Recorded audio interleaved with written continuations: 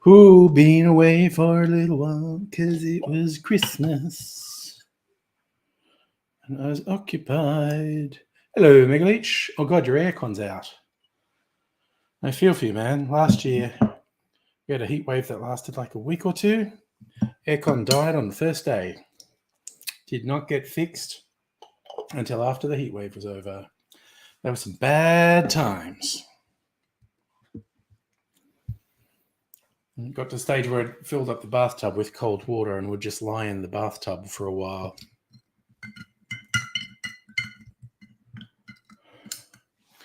Pretty warm day, gonna be a warm night.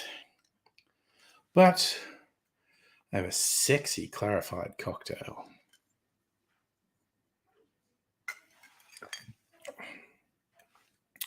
To start the evening.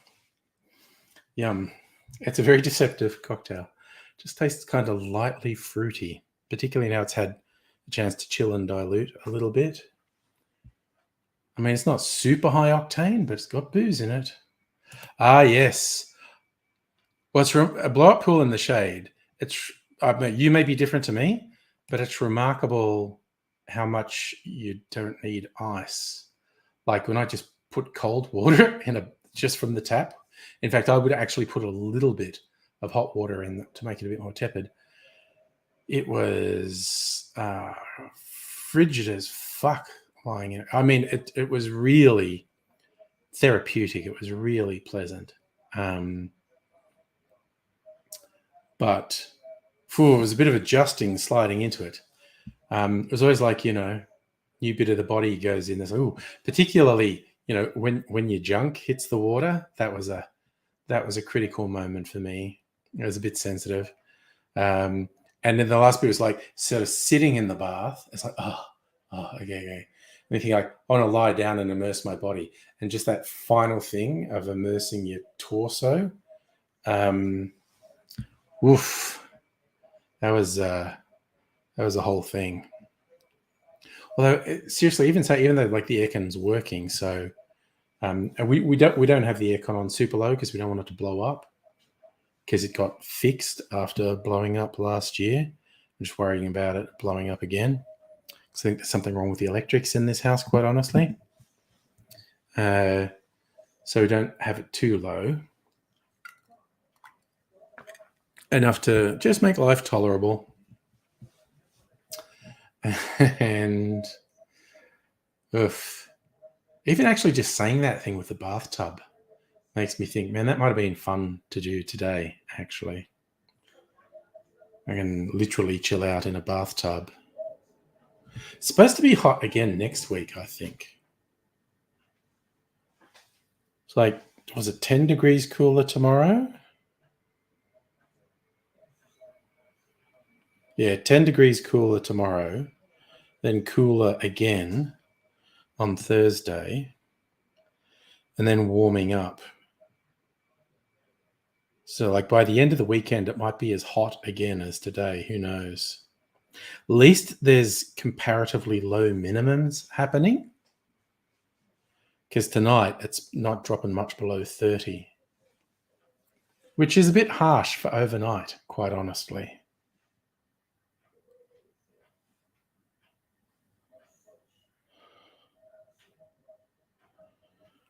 And the two big changes for the next week, much hotter than it has been, and probably no rain or hardly any rain at all. I got a little notification that I want to get it. I don't know about anyone else. I hate getting the little red thing saying you've got an unread message. Drives me up the wall.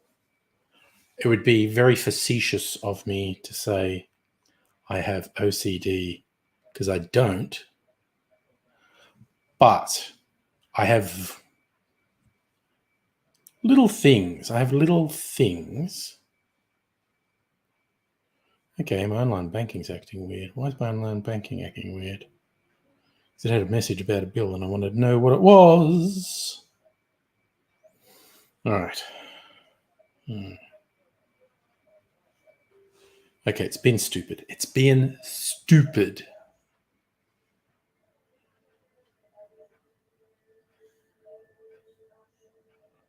Okay, well, that was an annoying experience. Ugh. Yeah, I mean, the whole thing about getting in something cold, and even though the day's hot, it's being too cold, like just out of a tap, not like chilled. Reminds me of the time I was in the Philippines with my ex visiting a family in Manila, and there was no running hot water in the house. So it was like cold shower time. But again, it was like humid as fuck. I don't think the temperature was even that high. It's probably in the 30s, but humidity was like 100%. It was just like swamp. The air was swampy. And so I thought, yeah, I'll have a cold. I don't mind there's no hot water. A cold shower will be relief. And then I would get under the cold water, and of course, it just sucked the breath out of you. Oh, this is too cold. This is too cold. And I'd wash off and think, oh, I can't stand much of this. Wash off, wash off. Okay, oh, that's enough. Turn the cold water off. And no joke, within 5 seconds of turning the cold water on, which was horrible cold torture, the humidity descended. I go, oh, maybe I could turn the cold water on again. Extreme weather, man. I'm not a fan, as it turns out. Not a fan at all. So, I don't like extreme cold. I don't like extreme heat. There's the one area where I'm middle of the road, where I'm a sensible centrist, is weather. I like the weather to be sort of mid-20s Celsius. Sunny, blue sky, maybe a light breeze. So that's usually spring and autumn tend to dish up my favorite days. And of course, we had a much cooler start to summer than we usually do. And now we're probably going to fucking pay for it. 3 La Ninas in a row, wetter and cooler than normal. Dr. Abigail, were you able to get any sort of air conditioner for your apartment? I remember in last year's heat wave, there was some talk about you getting a little portable air conditioner.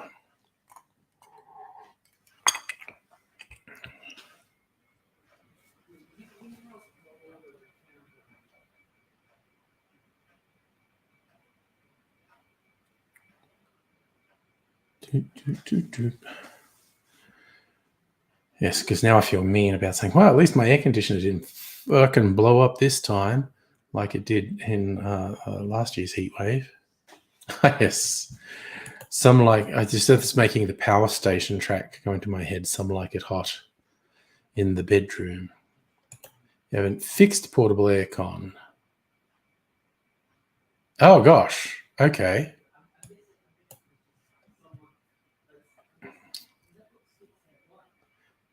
Refresh my memory. How windows that can open in your place, how do they open? Do they slide, lift up? Are those weird little out louver thingies?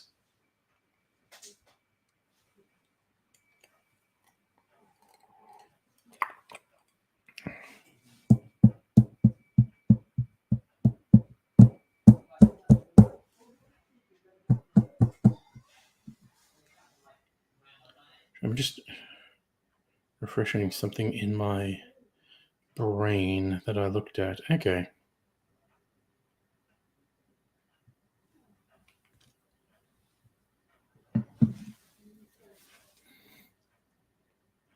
As you had to fix the portable aircon, can't even open it. Okay. Well, I am in no way practical or handy, so sadly, I could not offer any help on that front, much as I might like to. Technology. Why don't you work perfectly and flawlessly?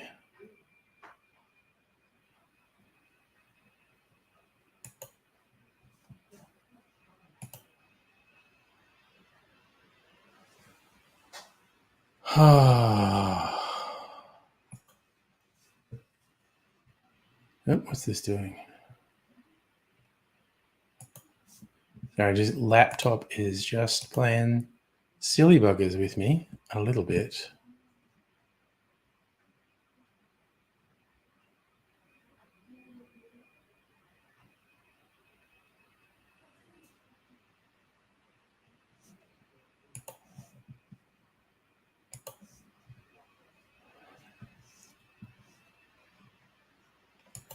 So you have two lift open windows in the kitchen, face the setting sun, lever slide mount windows the other side.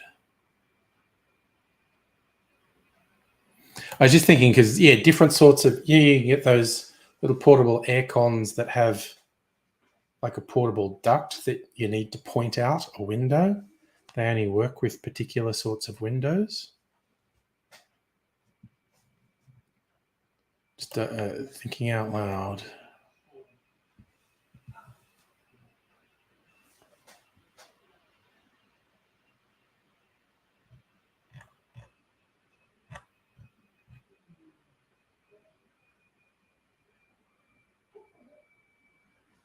Oofed.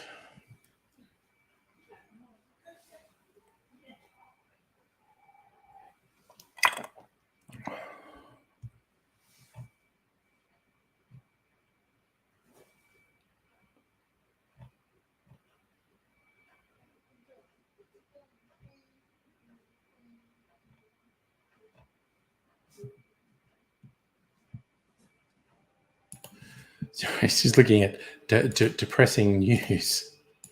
Oh, what am I doing? God damn. You have one that rattles death itself. And see, I'm thinking because I actually bought one when our air conditioner fucking blew up last year.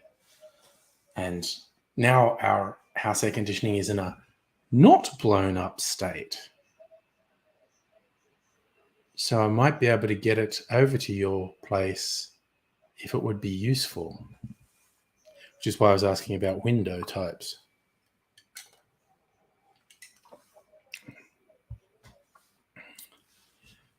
This one was actually pretty effective.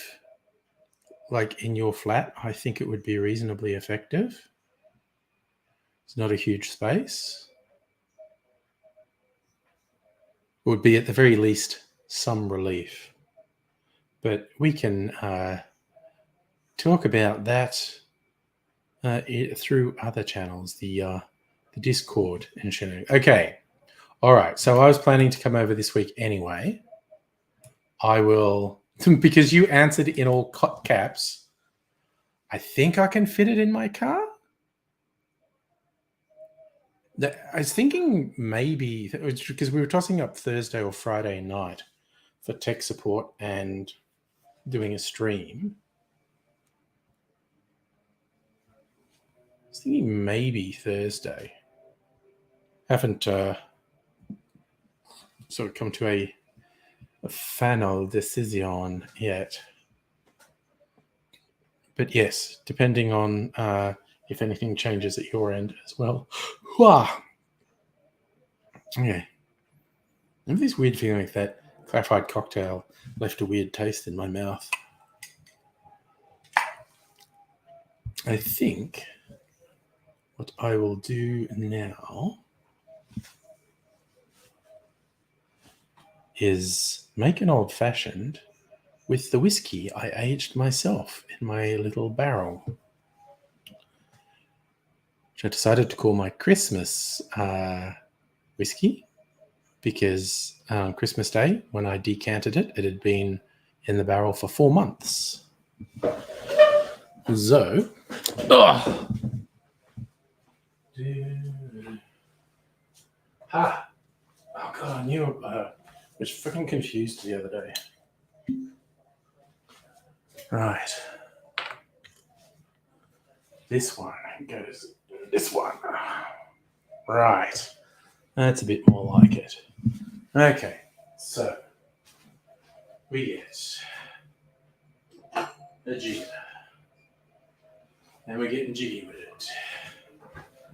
I think I'll just use Angostura bitters. Go with the classics. And my special apple spice syrup. Because I'm a special boy who gets special things. Right. You bloody well right.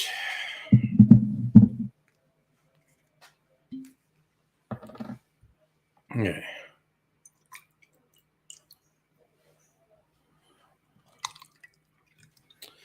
Whiskey.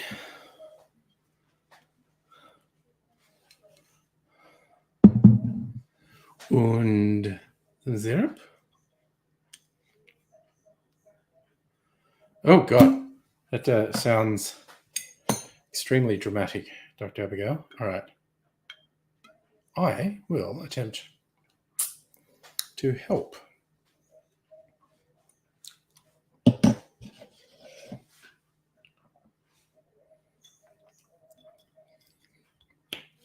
All right. That's just the Angostura bitters.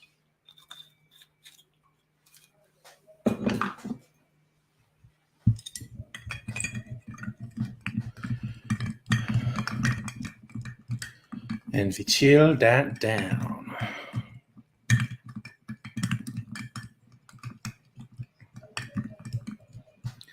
Because that's the way. I like it.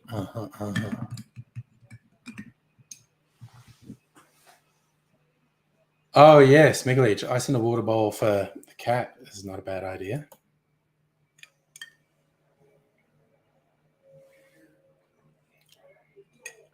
Oh. Oh, that's good.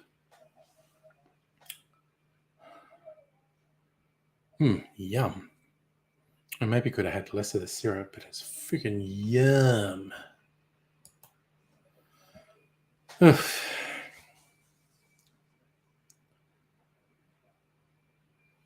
Alrighty. Right, well, one way or another, I'm trying to get this aircon to you before it gets up to 30 again, Dr. Abigail.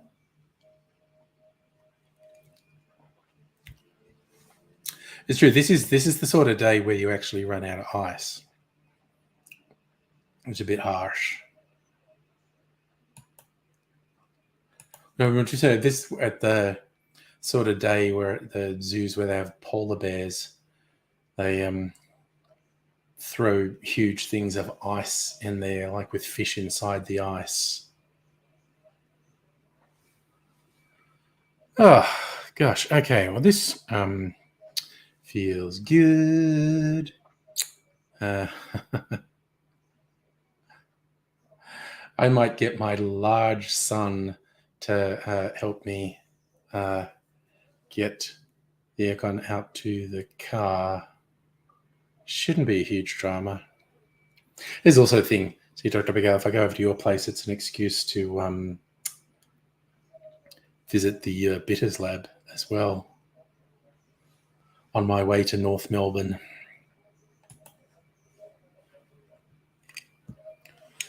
Because both that side of the city, as far as I'm concerned. Oh, yeah. Husky owners. One of my neighbors used to always see him walking to them. I don't know what fucking breed they are. Basically, they look like bears. Dude has these two monstrously fucking huge black dogs. Yeah, again, long-haired, dogs. I think it's a could be it's a Russian Malamute. I'll look up a picture of that and see if that looks like Alaskan Malamute. No, it's not.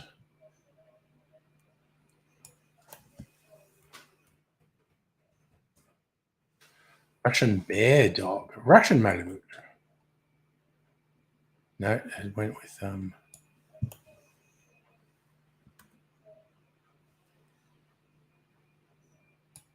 Russian Bear Dog. Jesus Christ. Okay. Those are fucking huge. Not the same as this guy's dogs, but honestly, not that far removed. Monstrously huge dogs, anyway. All I could think about is you'd have to fucking back a truck up to the house to have their week's food delivered. Just imagining these fucking things eating you out of house and home.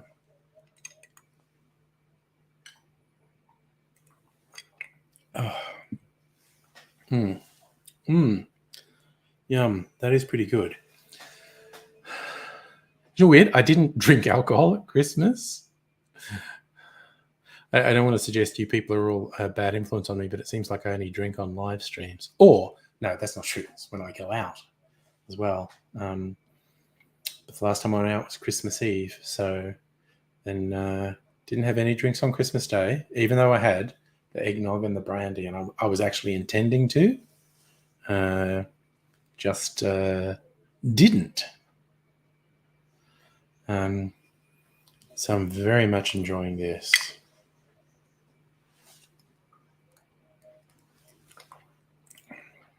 That's really nice. That is really nice.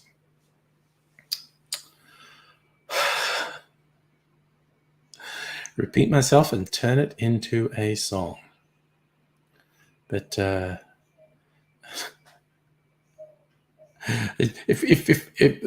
if I wander off, I think I'm going to refuse to say it's the alcohol's fault. I'm going to say it's the heat.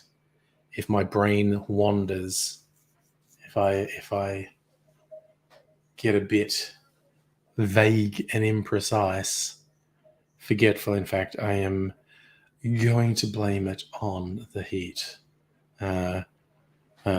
Notwithstanding, I may have several drinks tonight because I'm on fucking holidays and I don't have to get up in the morning.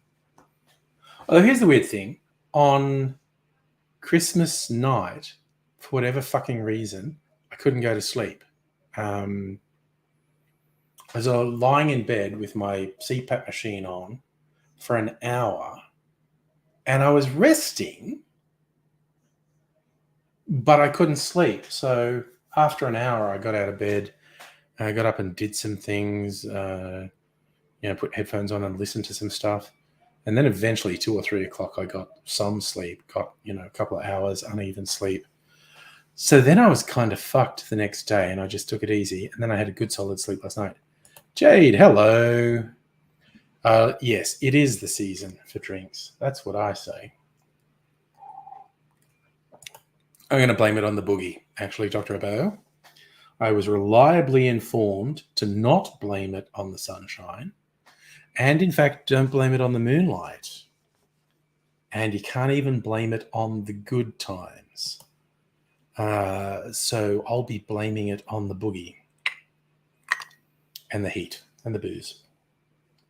Boogie on down. Using some of my sexy clear ice here. Okay, I think I did put slightly too much syrup in. It's not bad, but it's dominating.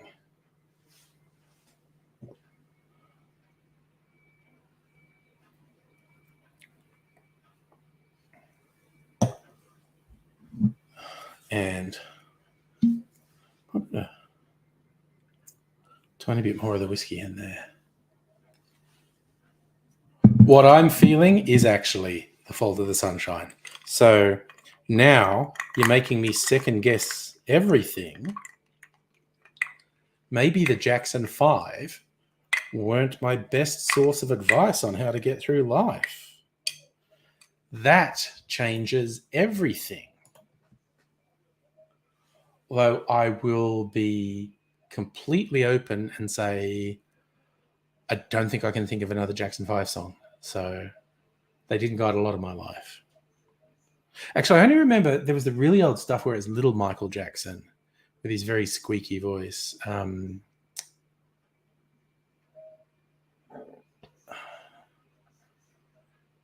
One bad apple won't spoil a whole bunch of girls. I'm trying to think of any really old Jackson 5 songs. I know.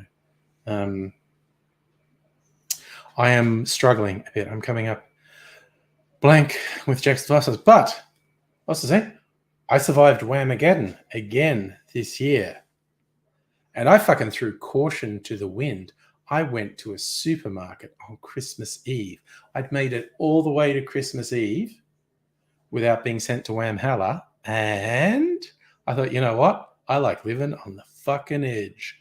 I'm going to the supermarket to get some stuff on Christmas Eve. Taking a big old gamble. And I got away with it. Hiya, Safo. How's it going? Oh, and also, if you're still there, Jade, if you're wondering who all the people I'm talking to are, I restream to YouTube, Facebook, and Twitch all at the same time. And most people watch on YouTube. Okay. Dr. Abigail also survived Whamageddon. Nice. So if you're in Victoria, are you in heatwave? I'm not sure what's happening in the country areas. Hot as fuck in Melbourne today.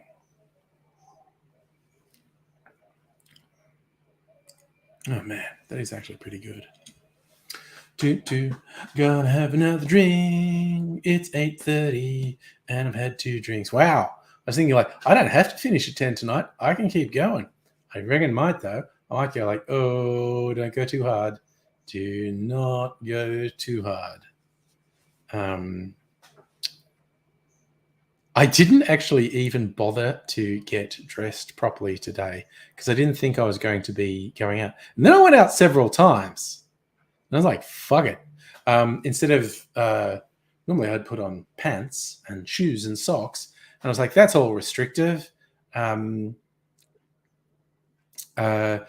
instead of putting on pants, and these shirts are really light. Instead of putting on pants, I put on like these beach pants things. Well, they're called beach pants. They're actually from the ladies section at Target. And then I didn't put shoes or socks on. I just had like slip-ons. And then I went out several times and I thought, yeah, I'm not even fuck it. Because the beach pants don't have any pockets. I'll just carry my wallet in my hand. I don't fucking care. Got really yummy. One of the things I went out for today was to get some takeaway dinner for everyone. Got these really fucking yummy Korean food. Just got like, they do really big serves, and so I got a whole bunch of stuff so everyone could take bits. And so it was like beef bulgogi and some noodles and some dumplings. And they do fried chicken. There's like a plain fried chicken. I got that. But they also do fried chicken with a honey soy coating. Got both sorts. So it was like, it's all up. It's about 8 meals. Like I paid for it. It was, a few dineros, as they say. But it basically amounts to like 8 meals. So, yeah.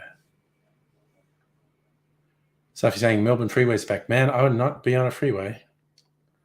Second round, Christmas ham, salad, gravy, applesauce, and pud. Always room for Christmas pud. Ladies' pants. What about sex pants? Well, I mean, they're pretty sexy. A friend of yours made a song called Sex Pants. God, I'm not flexible. I'll see if I can show off. Like, okay, so it's this very light material, but it really opens. Looks, show a bit of leg, but then it sort of drapes over as well. But so lots of airflow is what I'm saying. Lots of airflow, which I appreciate. Hoof, hoof, hoof, hoof.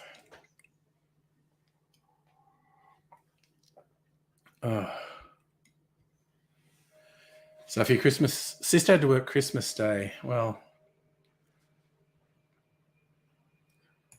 Christ Ass Day. Yes, that's fair. Not a million miles removed from a kilt, although they are actually pants. They're just split right up. But yeah, lots of airflow. A kilt would have been another alternative today. Oh yeah, I can't click on that link, Dr. Abigail. Share it on Discord or something. And I'll be able to see it.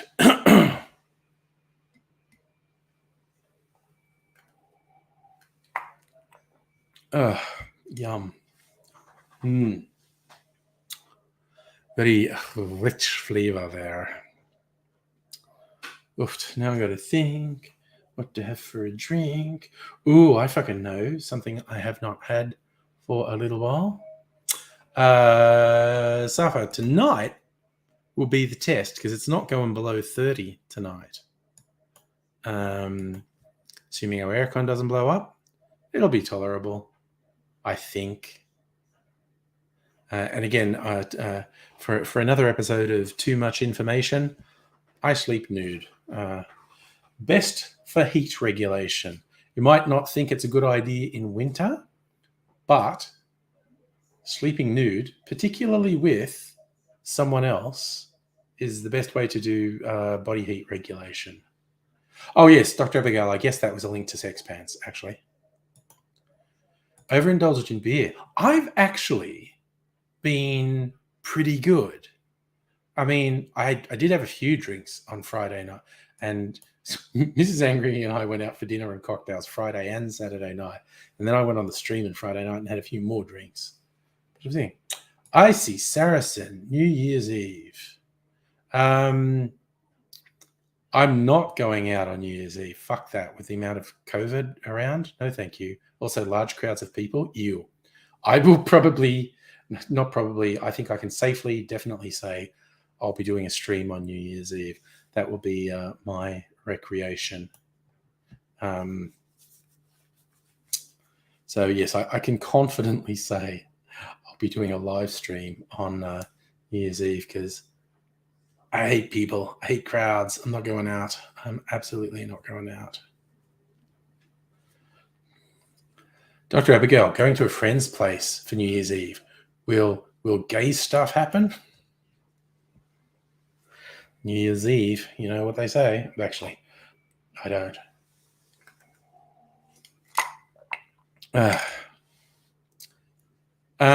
Yeah, Safa, I always liked going to the cinema, but they just seem too high risk to me. So I watched stuff at home. I finally got to see Everything Everywhere All at Once last night. Watched it with Mrs. Angry. Did enjoy it. Maybe didn't like it as much as I thought I was going to. But I did enjoy it.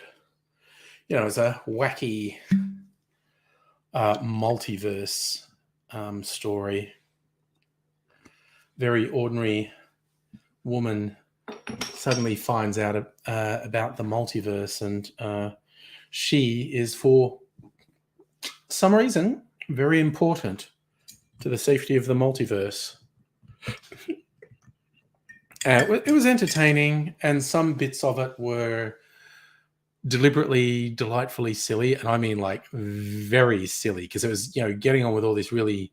So you could argue some of the concepts were a bit full on and whatnot, and then every now and then they will just do something very silly, which was fun.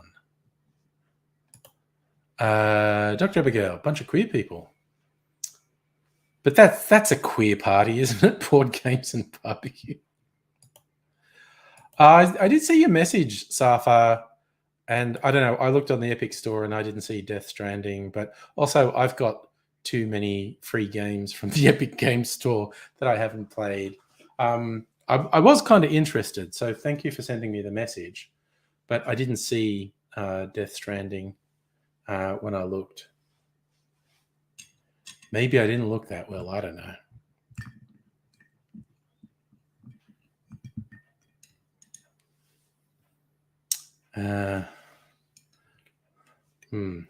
Cheers, y'all. Oh man, that's yummy. This, I haven't had any of this for a little while. This is from the Bricks Distillery in Sydney. They make rums. They call this Citrus Got Real. They make a version of this each year, apparently. I got last year's. So when they advertised this year's, I made sure to get some. So it's an Australian cane spirit, i.e. white rum, with blood orange, almond, cardamom, orris root, Szechuan pepper, native pepperberry. It's 38% ABV, but it tastes like a cocktail straight out of the bottle. And 38% is fucking strong for a cocktail. Most cocktails be more like 20 to 30% alcohol. You know, you'll get some low ABV cocktails, they're even lower than that. But yeah, 38% and super easy to drink straight.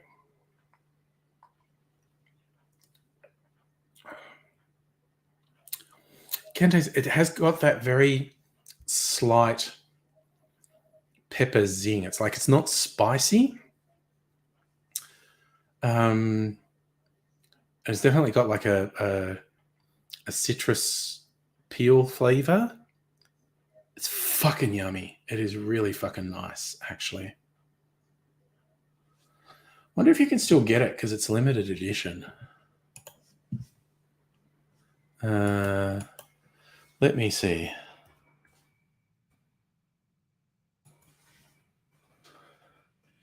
Bricks Distillers. You can still get. Oh, what? Holy shit! They won't be shipping till the 16th of January. Fair enough. They are still selling Citrus Got Real. Okay. Mildly tempted to get yet another bottle of it. They also have a special spiced rum they call Trail Mix. Baked and raised in Surrey Hills in 2004. A collaboration with Burke Street Bakery. Trail Mix 2022 tells the story of two neighboring businesses working together.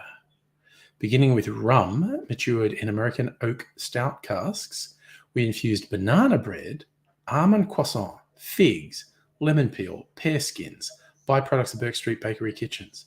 Addition of allspice, peppermint gum, licorice root, tied the rum together, balancing sweetness, adding depth of flavor, developing length on the palate, 40% ABV. Fuck me, I'm tempted to get that. It's not cheap. Tempted to get it though. Safi, yes, I have a sound bar. Fucking modern flat TVs are shit without a sound bar. The sound that comes out of them is very tinny. I mean, it's not an expensive sound bar, but you got to spend a couple $100 to get a decent one. I mean, you get some that they try and sell you. It's like another $1,000. It's like, no, thank you.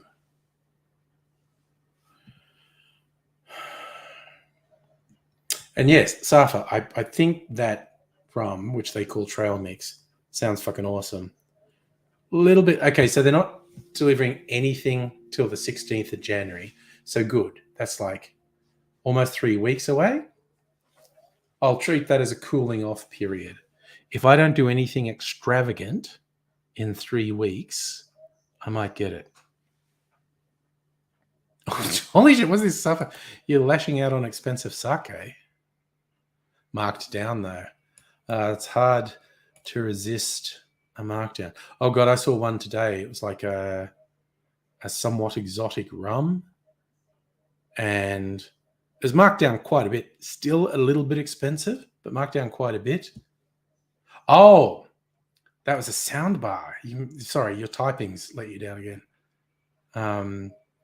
Sale. You meant sale. I thought you were telling me you were buying expensive sake, which was surprising, to be honest. I have some sake here. Okay. Workmate went on maternity leave, and we had a farewell lunch for her. Got her presents, and she insisted on giving presents to all of us. A little pack, and I think it's like chockies and little bottles of sake each. And I haven't opened it yet. Haven't tasted it. Never really gotten into sake. This is from the Shiratake Sake Brewery Company.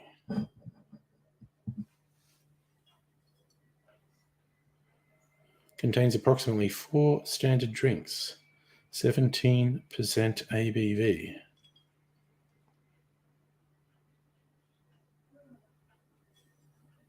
Is there anything saying Japanese sake, using maganush, prepared rice, malted rice?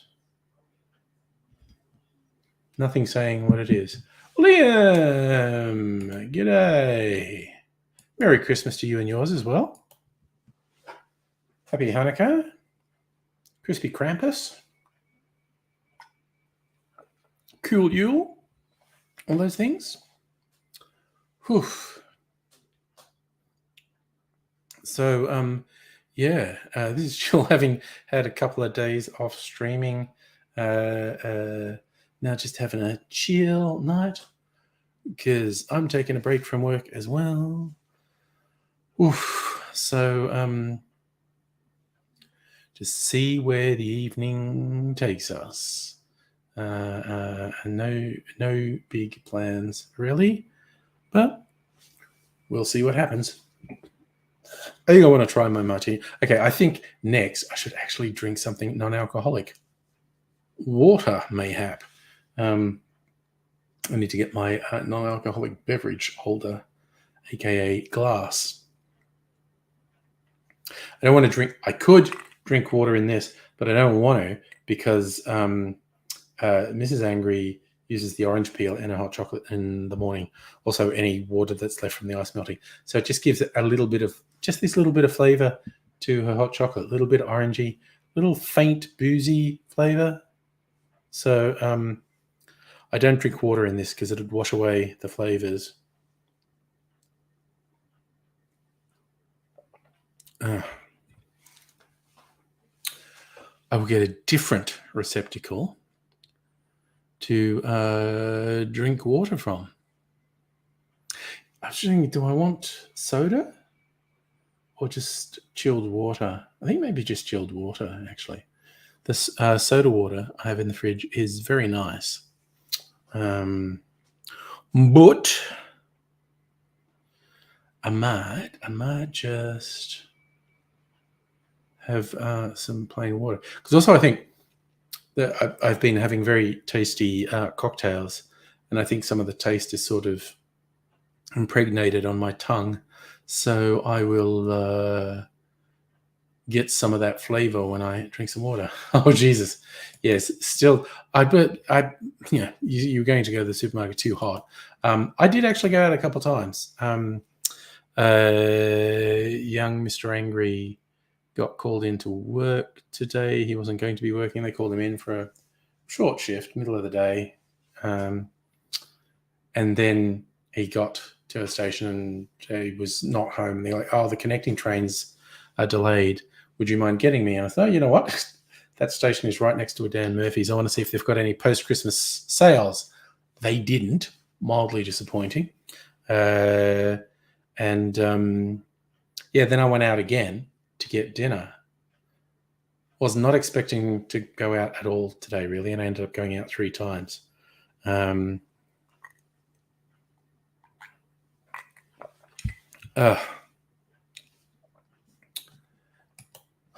Hellian, hello, Kirsten. Lovely to see you, as always.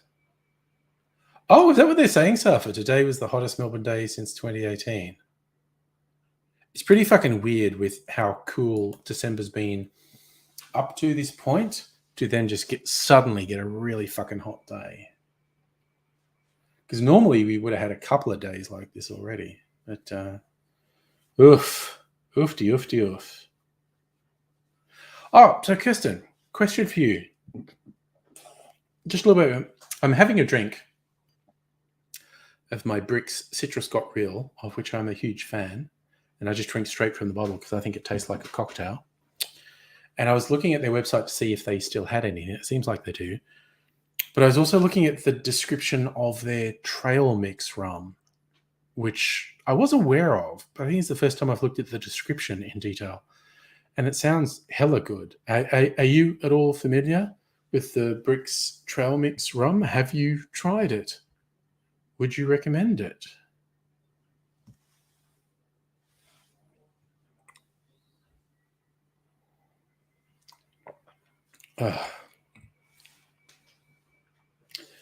Yes, because it certainly sounded very interesting. They made it sound very appetizing, but they're having a big break. The website said they're not even doing any deliveries until the 16th of January. And good for them, having a proper break and looking after their people.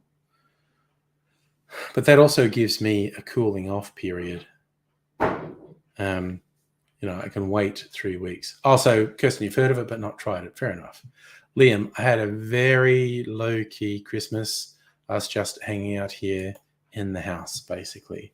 Just kept it really chill. Honestly, after a stressful couple of years, wanted as little stress as possible for Christmas. So just chilled out. We actually had an Indian food dinner, which we'd got the previous day from our favorite Indian restaurant. Got a couple of different dishes and then prepared it all, heated it all up on Christmas night. And that was our Christmas dinner. And it was fucking yum. So good. Yes, Kirsten, I think they do great stuff. Again, this one, the unsponsored ad I'm doing, I got the 2021 Citrus Got Real, and I was really impressed because I thought it's 38%. Like, oh, you meant to mix it, I guess.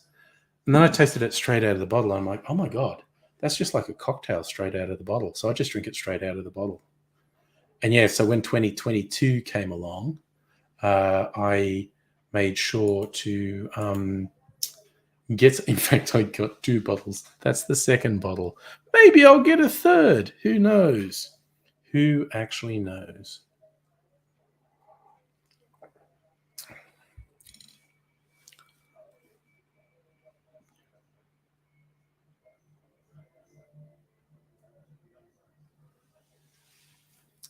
Oh, yeah.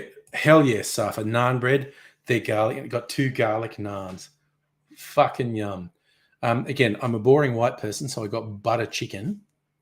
But they also do.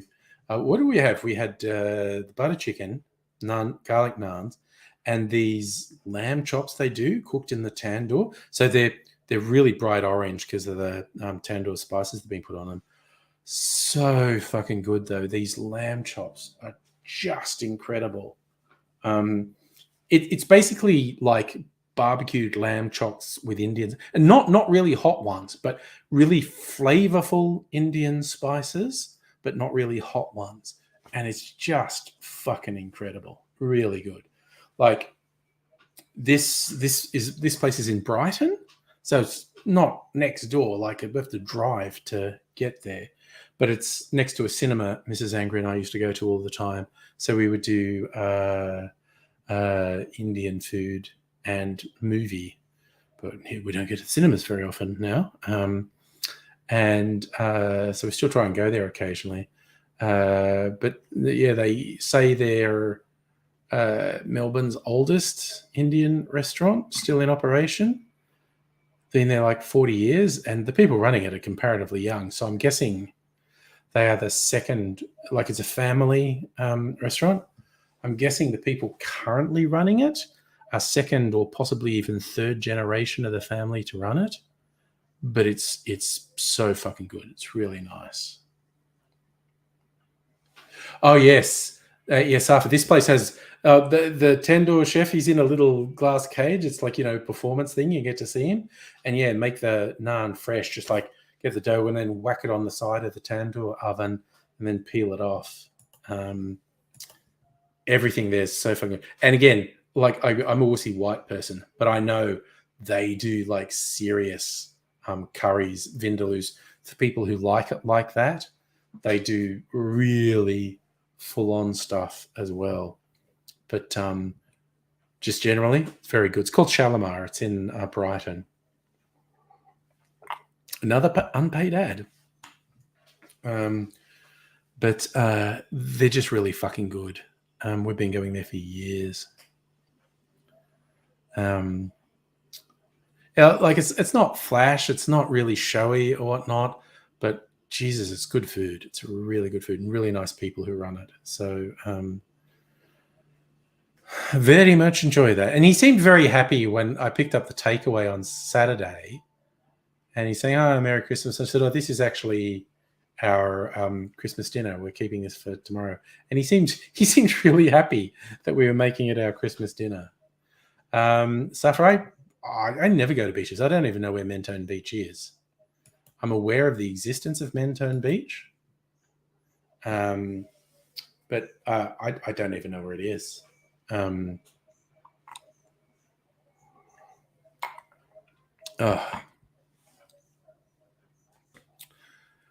me look at. For some reason, now I want to look it up. Let's go. Where on the map is Mentone Beach? Let's zoom out. Where's that? Okay, it's around there. All right, so that's look. Short answer is I've probably been to Mentone Beach, but yeah, it's not a place I go.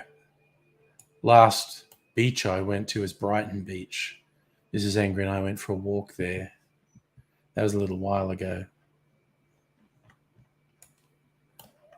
And then a while back, we had a weekend away all the way around the Mornington Peninsula. We stayed at Dramana because there's a couple of distilleries there.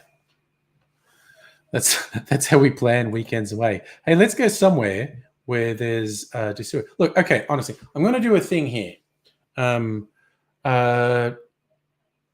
Locust Trooper, would it at all be possible for you to not be a fuckwit?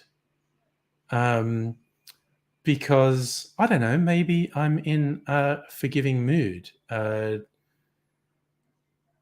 Because honestly, the things you've been doing are very embarrassing, like cringy as fuck.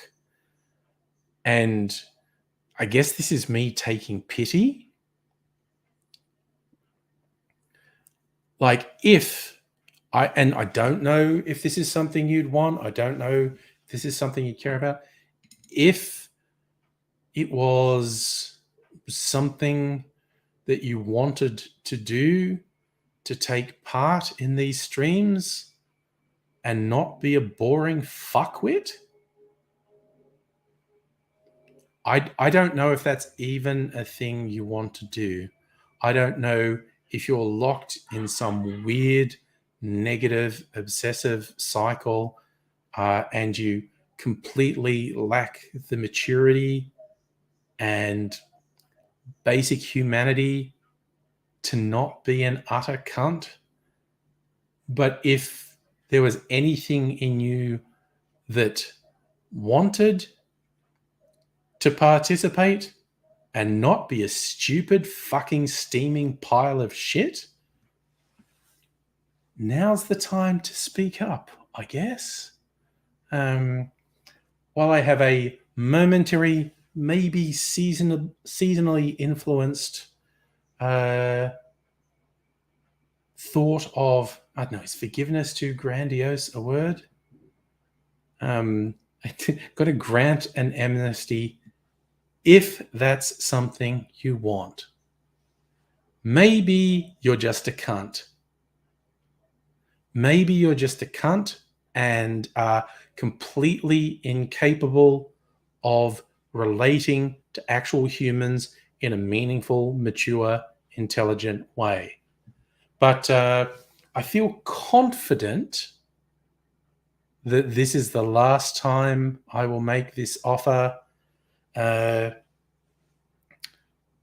because otherwise what you're doing is just boring and frankly embarrassing and cringy as fuck.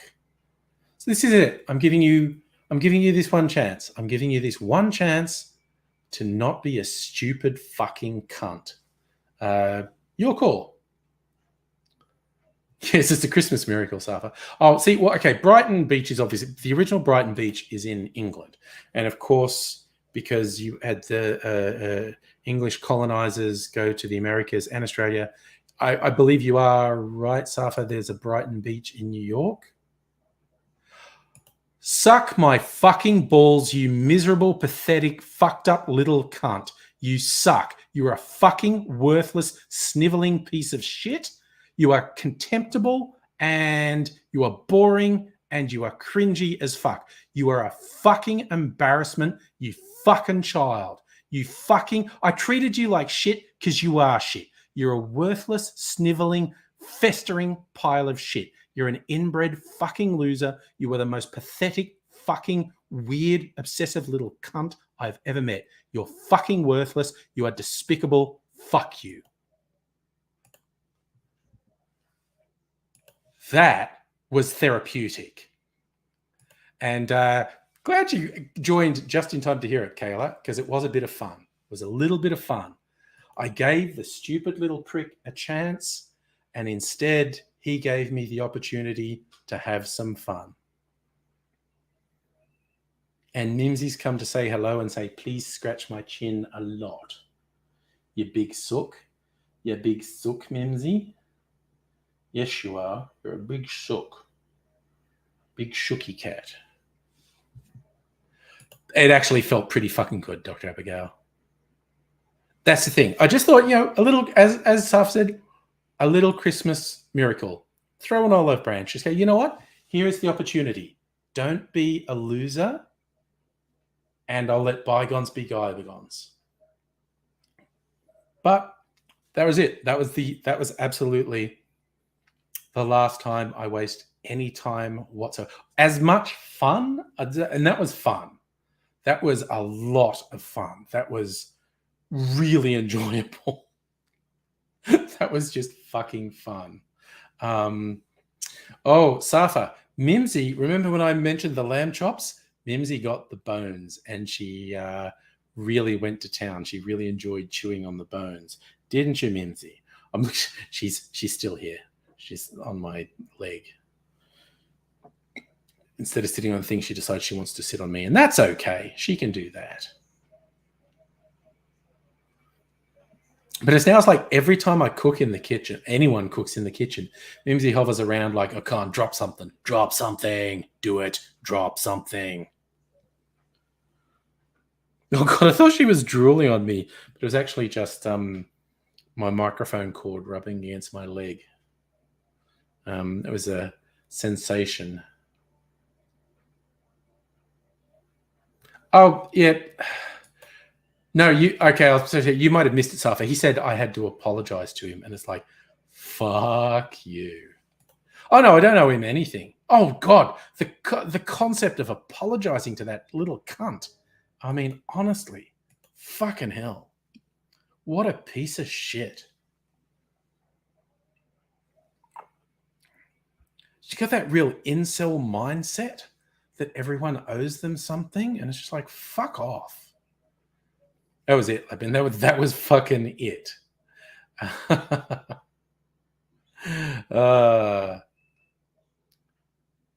was the Christmas miracle, and he passed it up. Right. Okay. Mimsy, she's just sitting perched on my leg. She's going to be very upset because I'm going to get up and I'm going to get another glass to drink some water out of, Mimsy. You say goodbye to everyone. Bye, everyone. Bye. Memory's going away now because I gotta move. Right. Just gonna go and get a glass. Get a glass and get some water. I remember to get this rice as well. Cooked up a bunch of rice. Put it in the fridge. Put it in the fridge. This salted. Listen. Coles has been doing these various things over the last year or so. You know, you earn points shopping there, and then you can swap it for things. I got some bowls, some plates, some sharp knives, which were good. Most recently, these tumblers, which are not bad. I would get way more fucking glassware if I had room for it. I do not have any more room for glassware. Glassware is just cool. I would go to fucking op shops all the time and get the special little glasses they have there.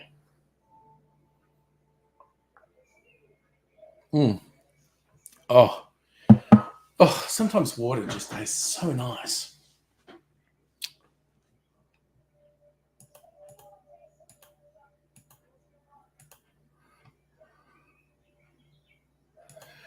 Safa, your sun still hasn't set. When did it set?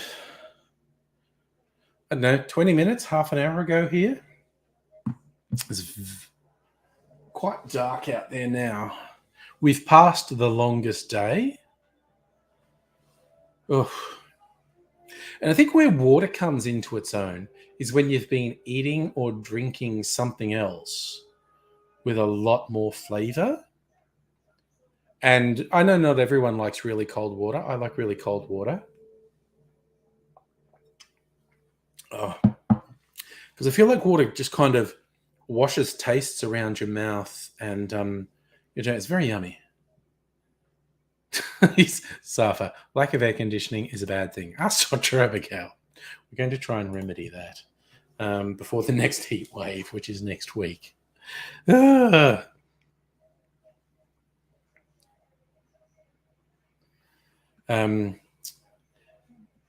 Yes, so I'm a big fan of my chilled water dispensary. Although it does, you have to clean it out, or it literally actually fucking grows fungus or slime, which is disgusting. And it's actually annoyingly difficult to pull apart and clean properly, which annoys the fuck out of me. But I gave it a really thorough clean recently, so I feel confident in the water.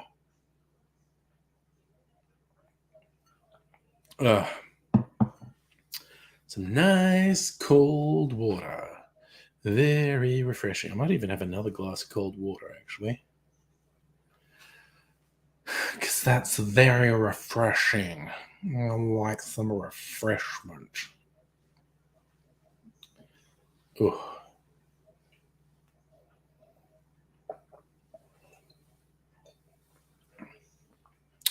Yeah.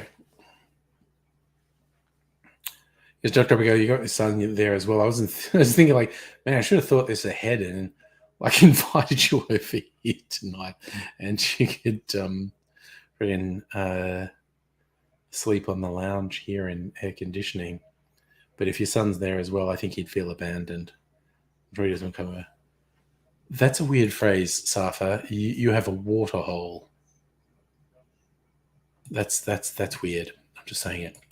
I used to, way back, I had like the fanciest fridge, one that actually had to be connected to your plumbing and dispensed ice as well as chilled water. The ice dispenser was noisy as fuck. But it kind of felt like you were super sophisticated having this. I've shown you this. This one just has like a plastic reservoir on the inside that you have to manually top up. But it is super nice to just be able to go over here and get some chilled water. That little peeing ASMR noise.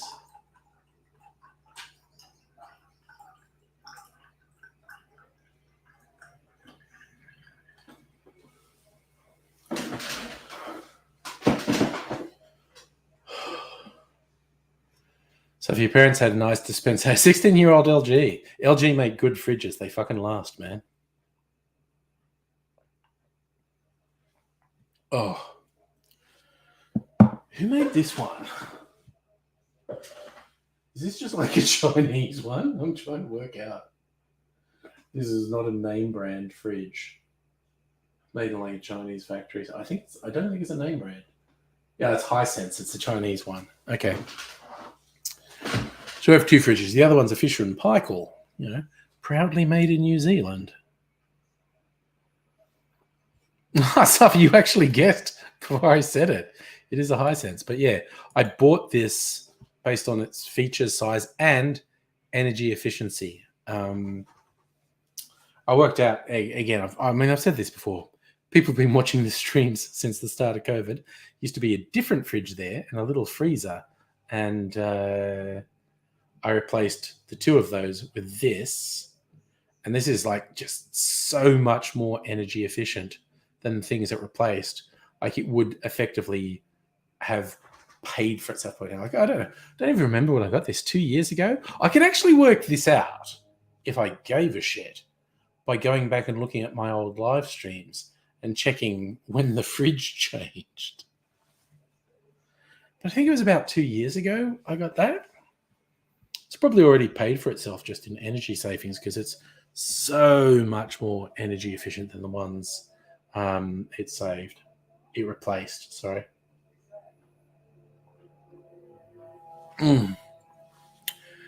Yum. Oh. All right.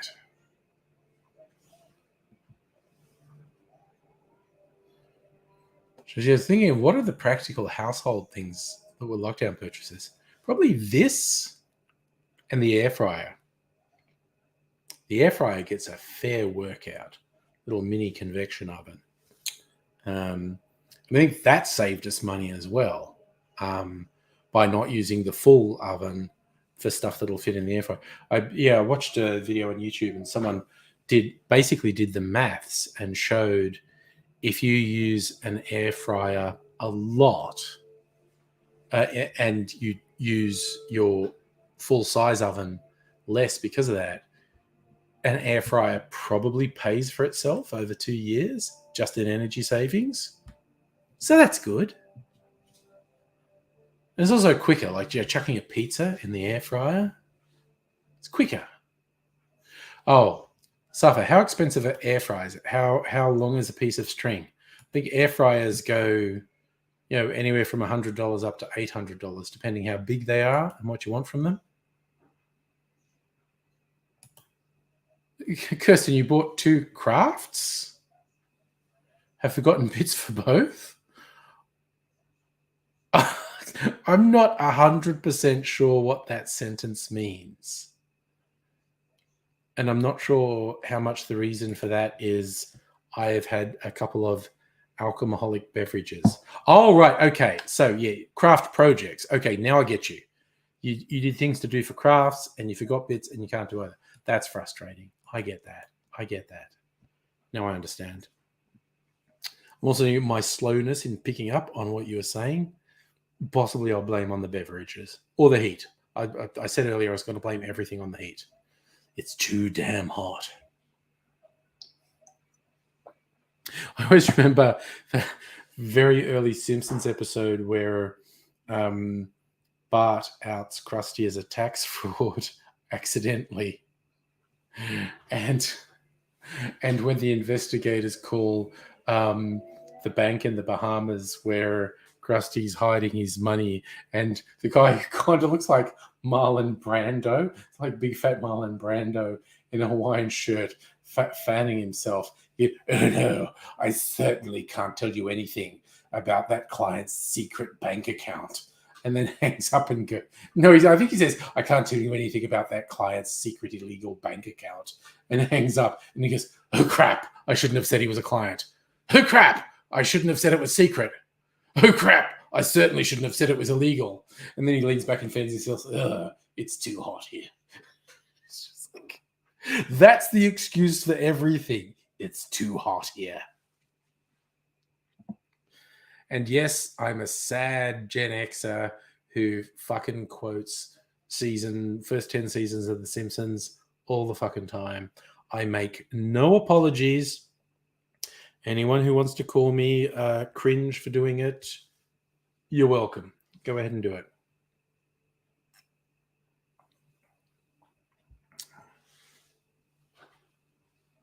Hey, Justin, how you going?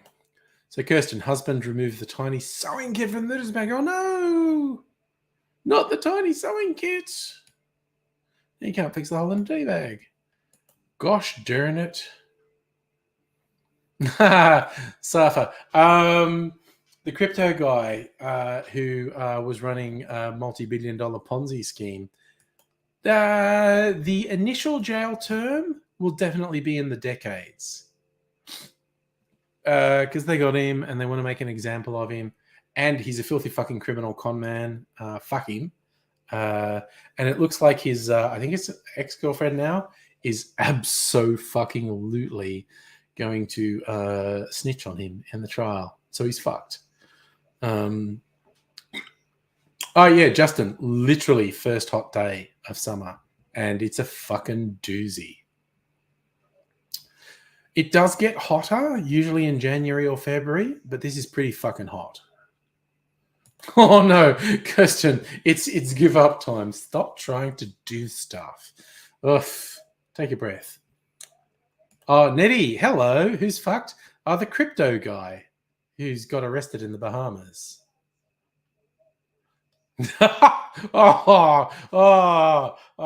Dr. Abigail just going out there. To the man in the wheelchair who stole my camouflage jacket. You can hide, but you can't run. Justin, it has been a bizarrely cool, much lower than average temperatures summer so far. Now we're probably going to get fucking smashed. As La Nina switches to El Nino in, I don't know, February, March, April, we're probably going to be fucked. Dr. Abigail, that one actually reminded me. There's a cartoonist, his name Callahan. He used to do very funny, bad taste cartoons. He got in a car accident when he was drunk and on drugs, I think, and ended up quadriplegic. And so he draws all the cartoons with a pen in his mouth. There was a movie based on his autobiography where Joaquin Phoenix played the dude. And the autobiography and the movie are both called He Won't Get Far on Foot. And it's based on one of Callahan's comics. He actually did cops chasing a guy in a wheelchair, and they found like the wheelchair on its side abandoned, and they sort of see drag marks on the ground. One of the cops says, he won't get far on foot. So this guy translated his personal trauma into the darkest of dark humor. And the movie is not bad. I haven't read the book. The movie's not bad. Who's in it? Jonah Hill is in it. I think he's essentially the therapist for the guy.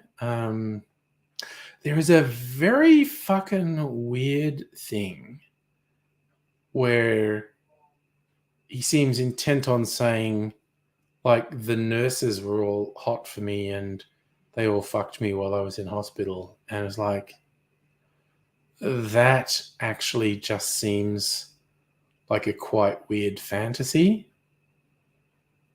I found that part of it extremely odd. I don't know if we were expected to take that seriously, or we were expected to go, that's really his fantasy there. That's his wishful thinking. I don't know. I don't know what we were meant to think about that. So, yes. So that day we had lunch. It was fucking cool. The maximum that day is much lower than the minimum we're getting tonight. But it's cooling down after tomorrow. So the maximum that day is going to be about the minimum for the next week. Justin used fucking $90 worth of coins. You're collecting a lot of loose change. I have not been dealing in cash for the last 2 years. Seriously, I used to. I remember a friend of mine made fun of the things like Commonwealth Bank does it. I don't know which other bank does it, if any, but they do a thing like you can save this as a favorite transaction. And I did because there was a particular amount I like to take out, and I structured it so the ATM would put the notes in a certain order, and that was my favorite transaction. So I saved it, and that friend making fun of what sort of loser has a favorite transaction, and I was like, I have a favorite transaction, and I used to do it once or twice a week to have the cash on hand, but in over COVID, last 2 years, I have probably been to an ATM 4 times. I used to go once or twice a week. Now I fucking go 4 times in 2 years. Oh, Nettie, my report from Young Ms. Angry was agitation was a thing. They were fine. They were absolutely fine. But vocal agitation about the heat. But yes, all fine. Thumb poo, thumb diarrhea, all that sort of thing. But they're fine.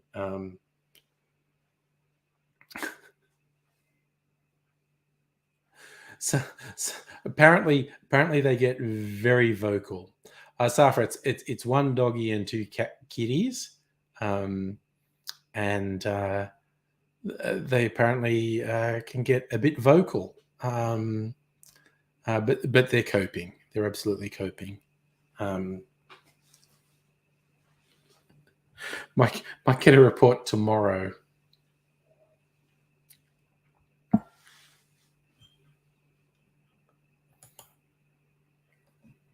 Oh, Nettie, you can call or text me if you have to, or I can do the connection if you want. Like forward both of you appropriate numbers. Oh, Justin asking the big question: how many of your coins will go into circulation? How many will be melted down? I don't know what Treasury is doing at the moment. I don't know what the Mint's doing at the moment, because there is obviously cash in circulation over the course of COVID. The amount of cash in circulation has definitely dropped by like at least 80%. The rate of circulation of cash has dropped enormously. All right. I will do that. I'll give you her number, make sure she has yours as well. But yes, no dramas so far. We're going. Safa, one assumes the next lot of coins and banknotes actually have chuckles on them. Or not the banknotes, because the Queen's not on any of them, I don't think. But coins.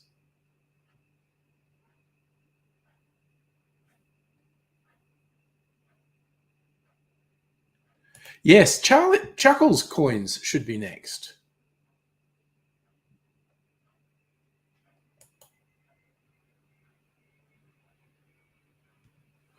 And I have to admit, I'm a little bit interested. I'm a little bit intrigued as to what Chuckles will look like on the coins.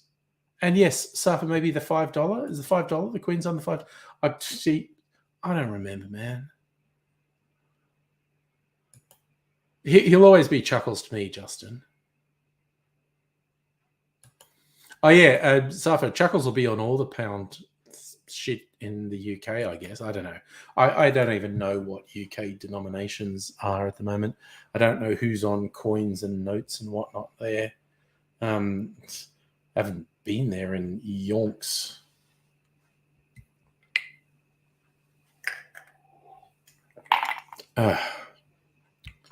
All right. What are we? 9:20. Okay, I've had several glasses of water. Hey, Big Pat. Oh, Kirsten. Okay, so you haven't been keeping pace with all this stuff. Saying they will start going into circulation from 1 Jan. Okay, I'm kind of interested because I haven't seen any pictures. I don't know if the Mint's released anything. I haven't seen any pictures of what Chuckles is going to look like on coins. So we're going. Oh yeah. I assume they've been. In fact, I assume the design has been worked on for some goodly number of years because they're like, okay, she can't live forever. She's lived a lot longer than we thought she would. So I've assumed the design has been worked on for a number of years. So they would definitely. I reckon they were definitely ready to go. Oh, that's interesting. That's interesting. They're going to have him facing in the opposite direction. Yes, Pat, happy late Christmas, bro. So what are you thinking? Champagne or white sparkling for New Year's? I'm getting cider. I don't like wine. And Justin, you're probably right. Little Betty Caboodle Schnitzer will still be in circulation when William takes the throne. There you go.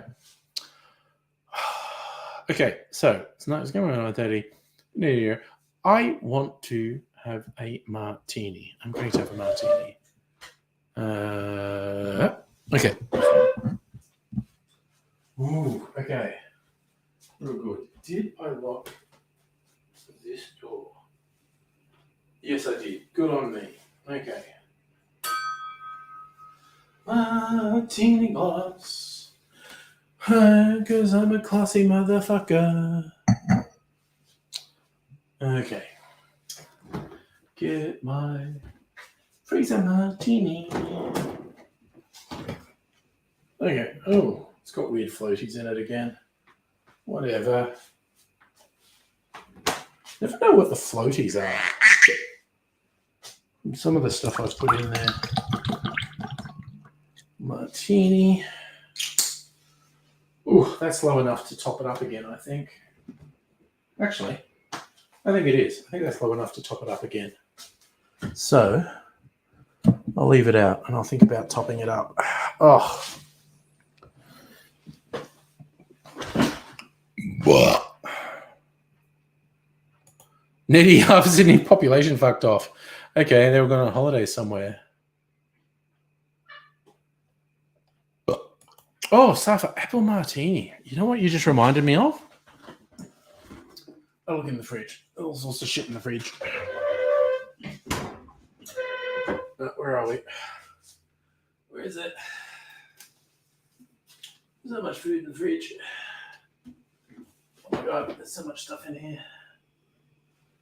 Where are the apple slices? Fucking hell, man. Is it here? All the Korean food from tonight. Oh, shit. What are you doing, Mimsy? Thing fell out of the fridge and nearly landed on Mimsy. Alright. Wait. Is that one to eat them?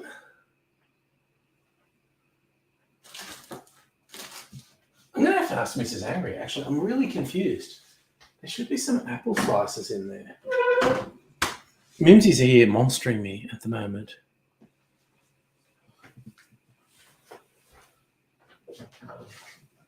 Hello. Did you eat the apple slices? Oh, no, they're in the fridge, This fridge, you moved them? Okay. Well, I meant, all right. They were just on the counter. Okay. Go for it. I didn't put this in.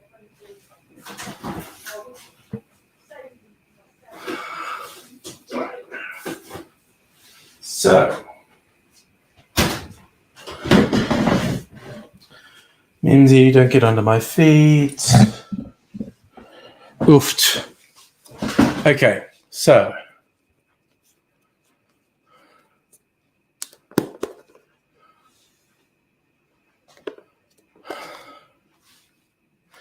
Okay, so I made this syrup. this syrup, which is super yummy. You do it by slicing up an apple, covering it in brown sugar, and then that forms a syrup.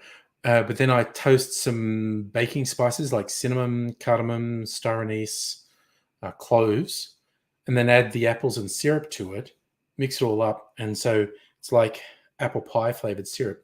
But then the apple slices have absorbed all the flavor and sweetness. My God, they're so fucking yummy. So when you said apple martini, Safa, I'm going to put apple slice in my martini. Oh my God, these things are so fucking yummy. Oh my God, these are just the fucking best.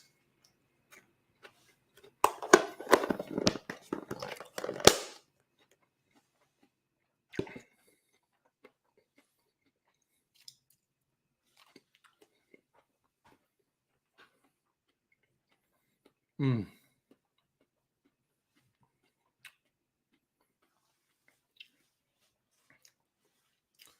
Oh my God, that was so fucking yummy. Anyway. Oh God, is this going to taste weird? What the fuck are you doing? Okay, Mimsy's doing something weird around the corner. No, it's actually okay. Sorry, I just need to check what Mimsy's doing.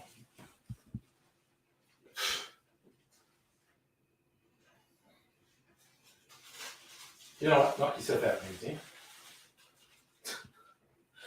There's some takeaway things in a plastic bag around there. And Mimsy's just like stick because she can smell stuff and she's sticking her head in. Oh, Safa, sun drying. You just gave me a fucking idea, man. I should sun dry these. I need to find a thing so the birds and possums can't eat them. I should sun dry these. Yeah. I'm thinking of the exact right thing to put them in, actually. Thanks for the idea, although I know you weren't deliberately giving me the idea.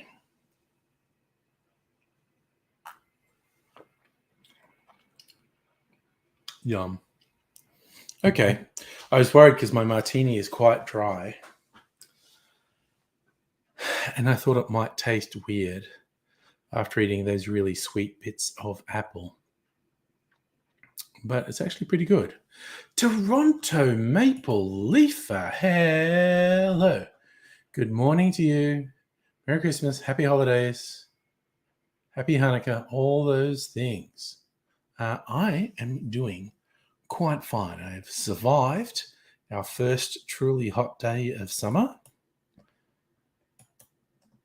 Got like, I don't know, 37, 38 Celsius today.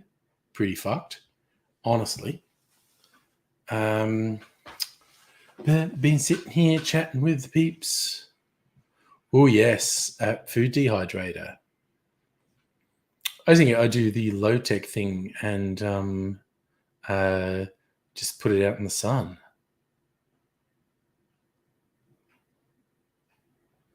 I love that talking about Polito. Merry Chrysler, happy Honda days. Just saying Canberra's a ghost town, that's fair. Safa, I'm going to say I don't think so. Dubbo wasn't bright at 10, but I also can't remember, so I'm not sure. Toronto Maple Leaf had blizzard. Oh, holy shit. The whole of North America just got just brutal fucking weather in the last week. That was freaky. I saw various bits of video and whatnot, and holy shit. That was like, that left a polar vortex in the shade. That was like definitely a once in a lifetime. We keep saying extreme weather events are once in a lifetime when they're happening every other year, but that, yeah, wind gusts of 100 kilometers an hour, 120 kilometers an hour. That I don't remember seeing such a huge, widespread, brutal freeze. That actually feels like a once in a lifetime event.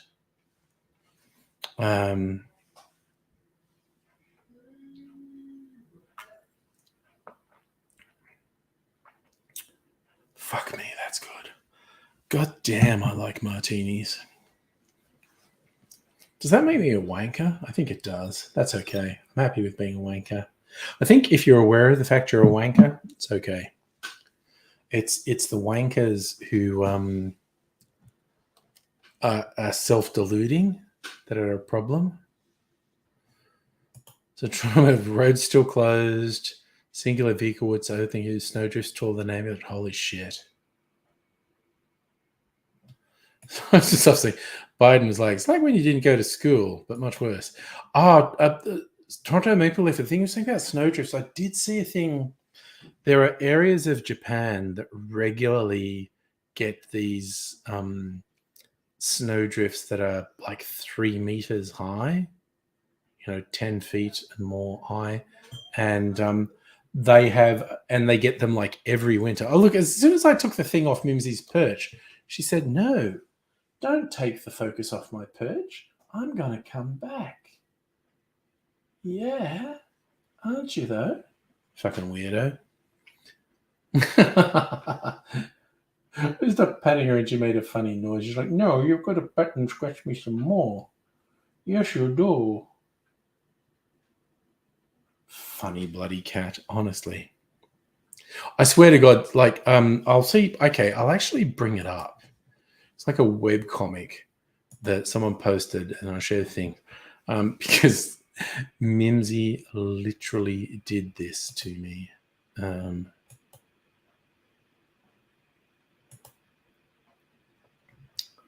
All right. This is a web comic someone posted, and I'm going to share it now.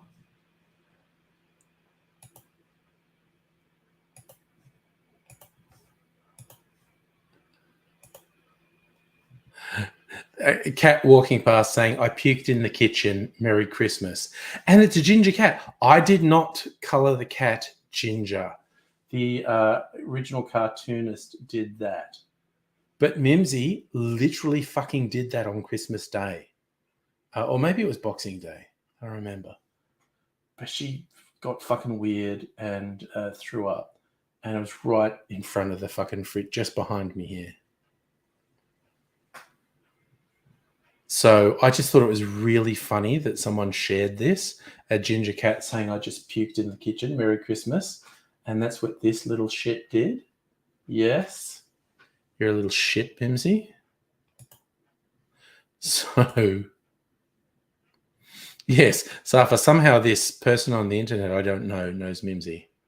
Oh, God. Have you got power poles tilting and falling down? Jesus, I've seen that. That doesn't really happen in Australia, but I've seen it in Europe and North America. The power pools where, like, the snow and stuff, and the icicles start hanging off the power poles, and it's so easy, so heavy, it pulls down the wires or pulls down the poles. Fucking intense. Yes, Mimsy.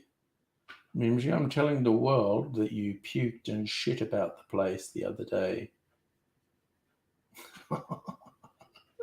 She's so into that. Yes. You big fucking sook.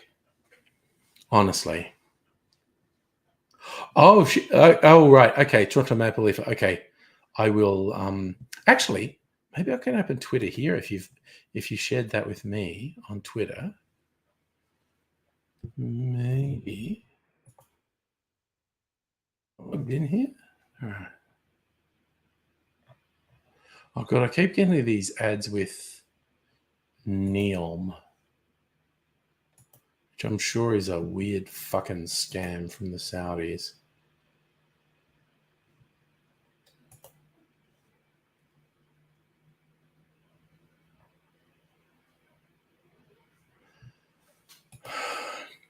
Sorry, did you share that with me, or I'm not seeing it in my notifications?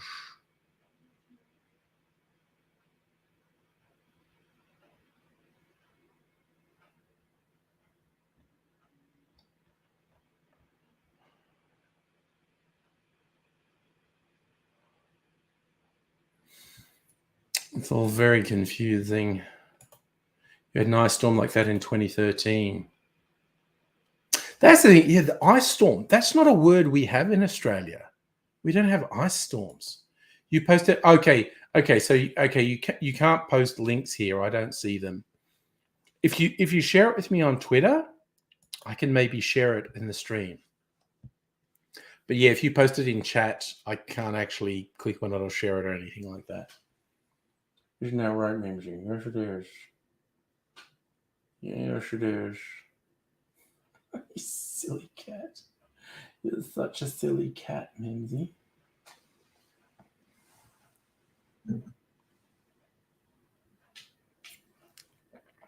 Oh my god, I fucking love martinis.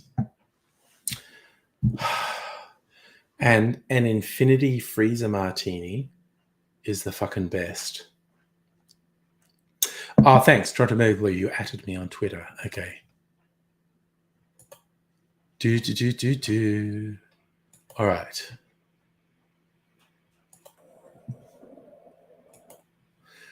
All right, I'm going to share this bit of video and hopefully that doesn't trigger anything bad. Okay. Do. Sharing the screen. All right.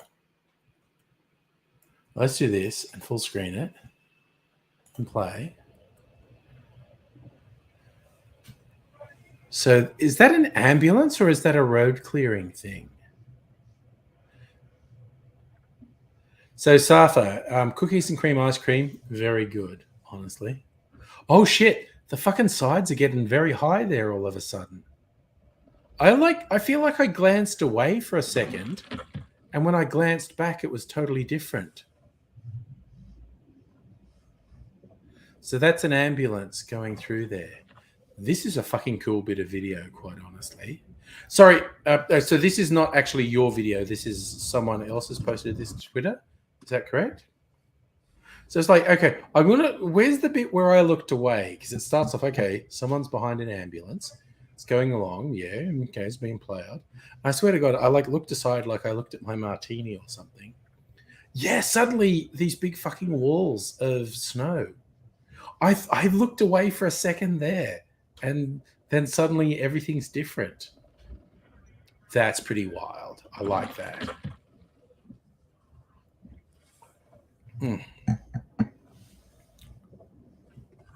Oof. All right, so that's pretty full on. That is pretty full on. So yeah, okay, that's basically what roads look like in your area. Hot damn. So we're getting 100 Fahrenheit, and you're getting fucking most of North America is getting just brutal snow winds. Like I think it was some police Twitter account posting. This is a view from our deputy's car. They'd had to stop, and there was like no visibility. It was just horizontal snow. Like you couldn't even see the bonnet of the car they were in. So Toronto, cars completely buried. Police had to go cars to see if anyone froze to death or choked on car. Oh, Jesus.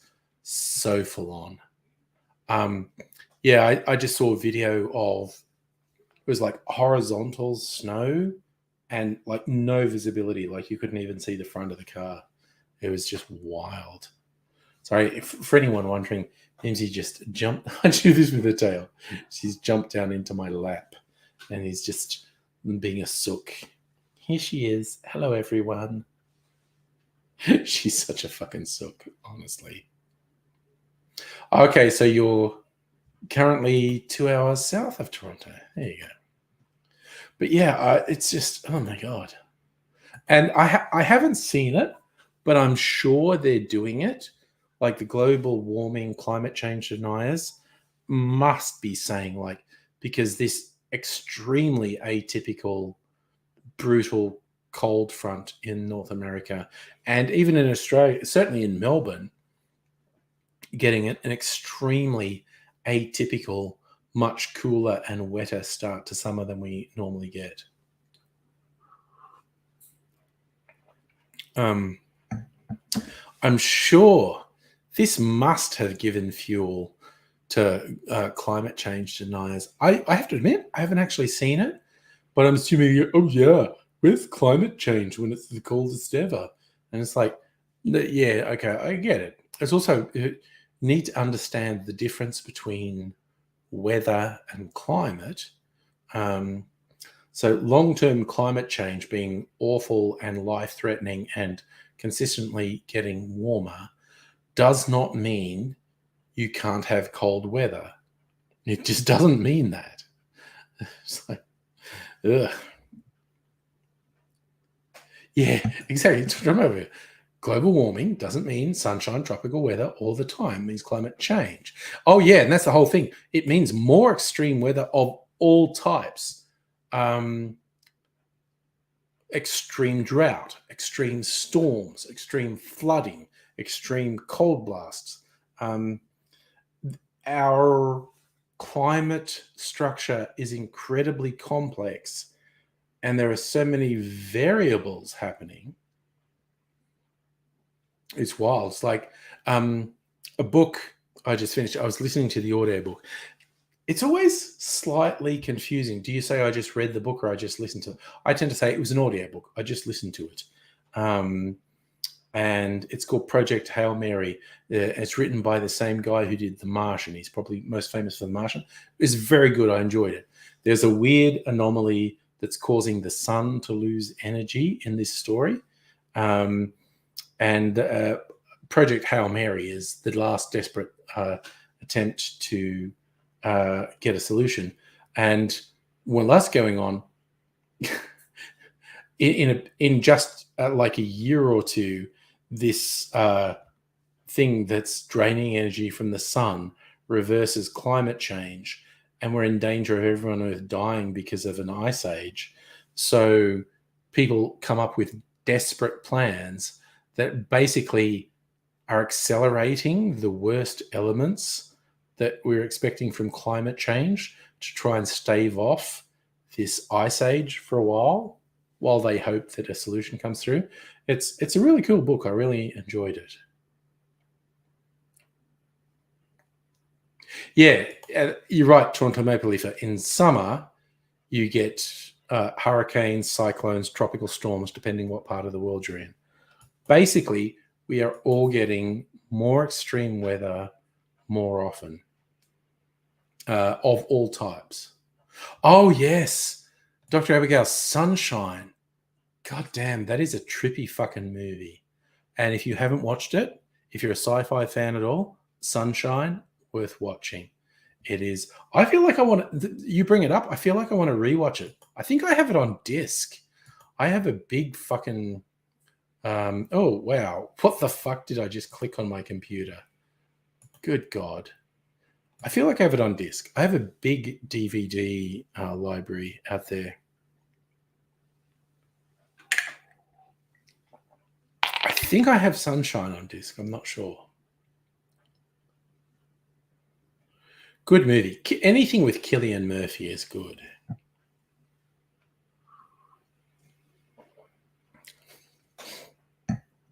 So for those who don't know or aren't sure who Cillian Murphy is, he rose to fame in 28 Days Later, that what you could call a reinvention of the zombie movie, which I thought was very good.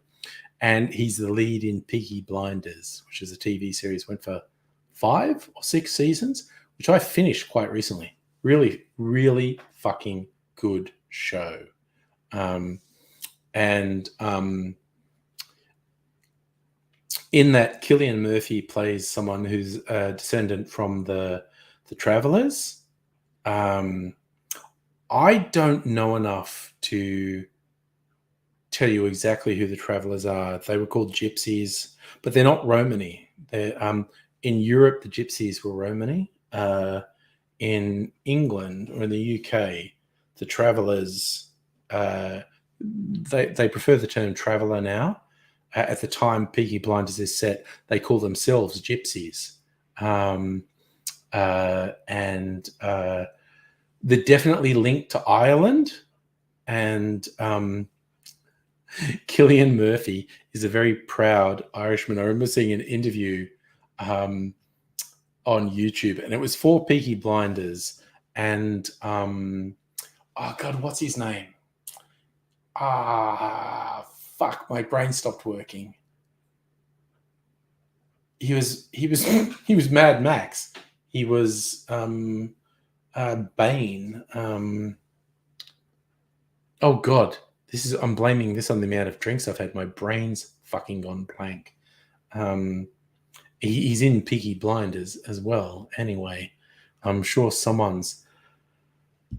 Oh my god! Please, someone save me, because my fucking brain has stopped working. You must know who I'm talking about. He's Max in Fury Road. Tom Hardy. Tom Hardy. I don't know. There's a delay between when anyone types something. I thought of it myself. Tom Hardy. Tom Hardy plays a Jewish crime boss in Peaky Blinders, and there was an interview. Yes. Oh my god, him in Star Trek Nemesis is hilarious, because that's when he's a teenager before he got big. I know I have the internet, but I just like to remember things. Tom Hardy. I saw this interview on YouTube where it's Cillian Murphy and Tom Hardy, and the interviewer was American, like from the States, and made some reference, I don't know, about them being English, and Cillian Murphy says, I'm Irish. And the American's trying to, instead of just acknowledging, I made a mistake, you're not English, you're not from the British Isles, you're Irish. The American just keeps trying to excuse themselves. Oh, but you're from the same area. And Cillian Murphy's going, I'm Irish. And Tom Hardy's going, oh, shut the fuck up, dude. Oh, don't start this. Do not tell Cillian he's fucking English.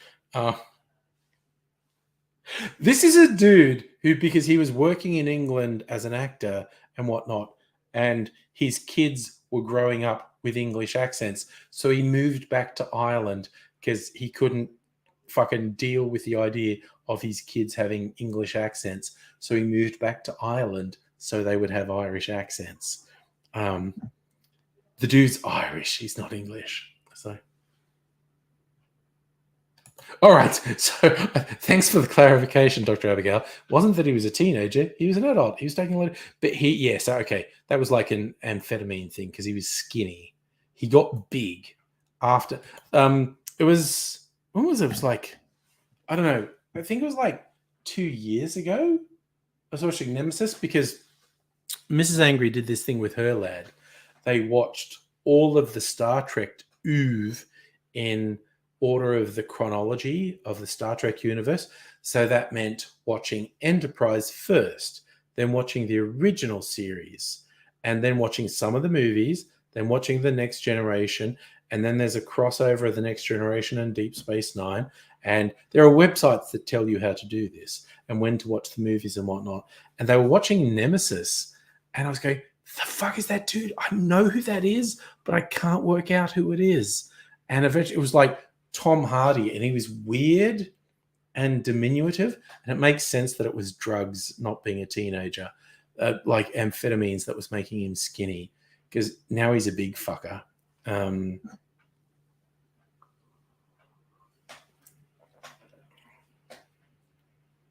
Yes, he had a moment of clarity. I take too many drugs, got clean, beefed up. Yep. And now he's a big guy. Not sure what he's doing at the moment. I was always hoping he'd do another season of that TV show Taboo, which was great. It was weird. It had occulty shit in it. It was set with this guy who was taking on the English East India Company, which at the time, the East India Company was actually more powerful than the British government. And so this guy who'd gone missing and everyone assumed they were dead, but he was getting into all this occulty shit with these African people he was with. And then he came back to claim his birthright and take on the East India Company.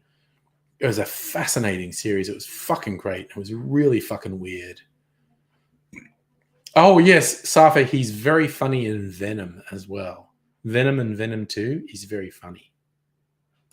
Tom Hardy has very good comedic sensibilities, quite honestly. He's an exceptional actor. He's a great actor, but he does have quite good comedic sensibilities as well. There's a movie, it's maybe just called Drive or something. The entire movie is just him driving a car, and it's like there's a camera there on the dashboard, and he's taking phone calls and dealing with shit. It's incredible. It's really good. It's just all about Tom Hardy. Yes, Nettie, Taboo's amazing. I agree. And yes, Toronto Maple Leaf, the banter between Tom Hardy's character and the Venom symbiote is hilarious. But again, that highlights Venom highlights Tom Hardy's comedic sensibilities, which are great. But he's also an exceptional actor, exceptional dramatic actor. Okay, Tom Hardy driving movie. Oh God, there's a pigeon doing weird shit. It's called Locke, Locke. It's almost 10 years old. It's a 2013 film. It's just this guy driving in his car and taking phone calls. It's fucking wild. It is a really unusual film. And yes, Suffolk, Tom Hardy's very talented. He can do blockbuster shit. It was very funny as Bane. That Batman movie was fucking weird. The Bane's accent and everything in that was very fucking weird. But I love him in Fury Road. Fury Road's one of the best films of the last 20 years, as far as I'm concerned. It's one of the best films of the 21st century. I fucking love it. Drop them there, please. Swinging movies. Oh, okay. Violent Life looks hilarious. Okay. Yeah. It's David Harbour, who a lot of people will know from Stranger Things. I saw the trailers for it. It looks fucking hilarious. I'm just going to wait till it's free on a streaming service. I don't know how long that will take. It looks super fucking funny.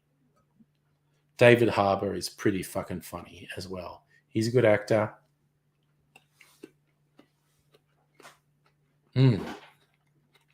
Yeah.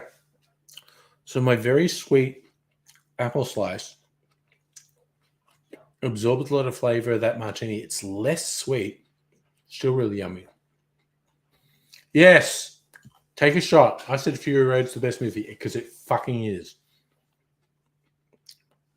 I was seeing in my Facebook memories, it's about 5 years ago, Mrs. Angry got me the Mad Max High Octane box set, which is all the movies, all the extra features, and there is the theatrical version of Fury Road and what they call the black and chrome version, a high contrast black and white version. Now, if you've seen Fury Road, you'll go, but the color is the whole thing. It is beautiful. They particularly go for that contrast between the blue and orange in Fury Road. But where the concept for this black and chrome version of Fury Road comes from Mad Max 2, which is my favorite of the original trilogy. George Miller said when he was seeing the rushes of Mad Max 2, they would do these quick prints of the day, and it would be in black and white, and it would be in quite low quality. So it'd be this high contrast black and white. They would watch the rushes of that day's shoot. And George Miller was going, I love how this looks. I'd love to release it this way, but I know the studio would never let me. But he had such success with Fury Road. He's like, yeah, I'm going to do a high contrast black and white release of this. And as much as I love and ideally love the theatrical release of Fury Road, the black and chrome version, which is a high contrast black and white version, is an experience. It's fucking awesome. Toronto Maple Leaf, nearly 6 a.m. where you are, you're going to pass out. Oh, wow. Where are you moving to? You're moving in 2 days? Stress as fuck. Sorry. Moving sucks, dude. Moving fucking... Safa, I don't think you can turn the apple slices into applesauce. You had applesauce on ham. Applesauce on ham is fucking awesome, dude. So, joke about shot black and chrome, proper black and white film. Some black and white films shot on color film digitally, your colors looks shit. What they did with Fury Road absolutely does my head in. I think I'm going to have to rewatch it. I'm on holidays at the moment, so I have a lot of free time. Apple.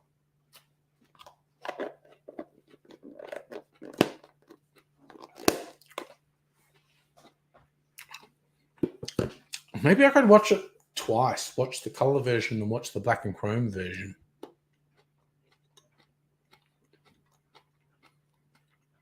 And the extra features is just amazing.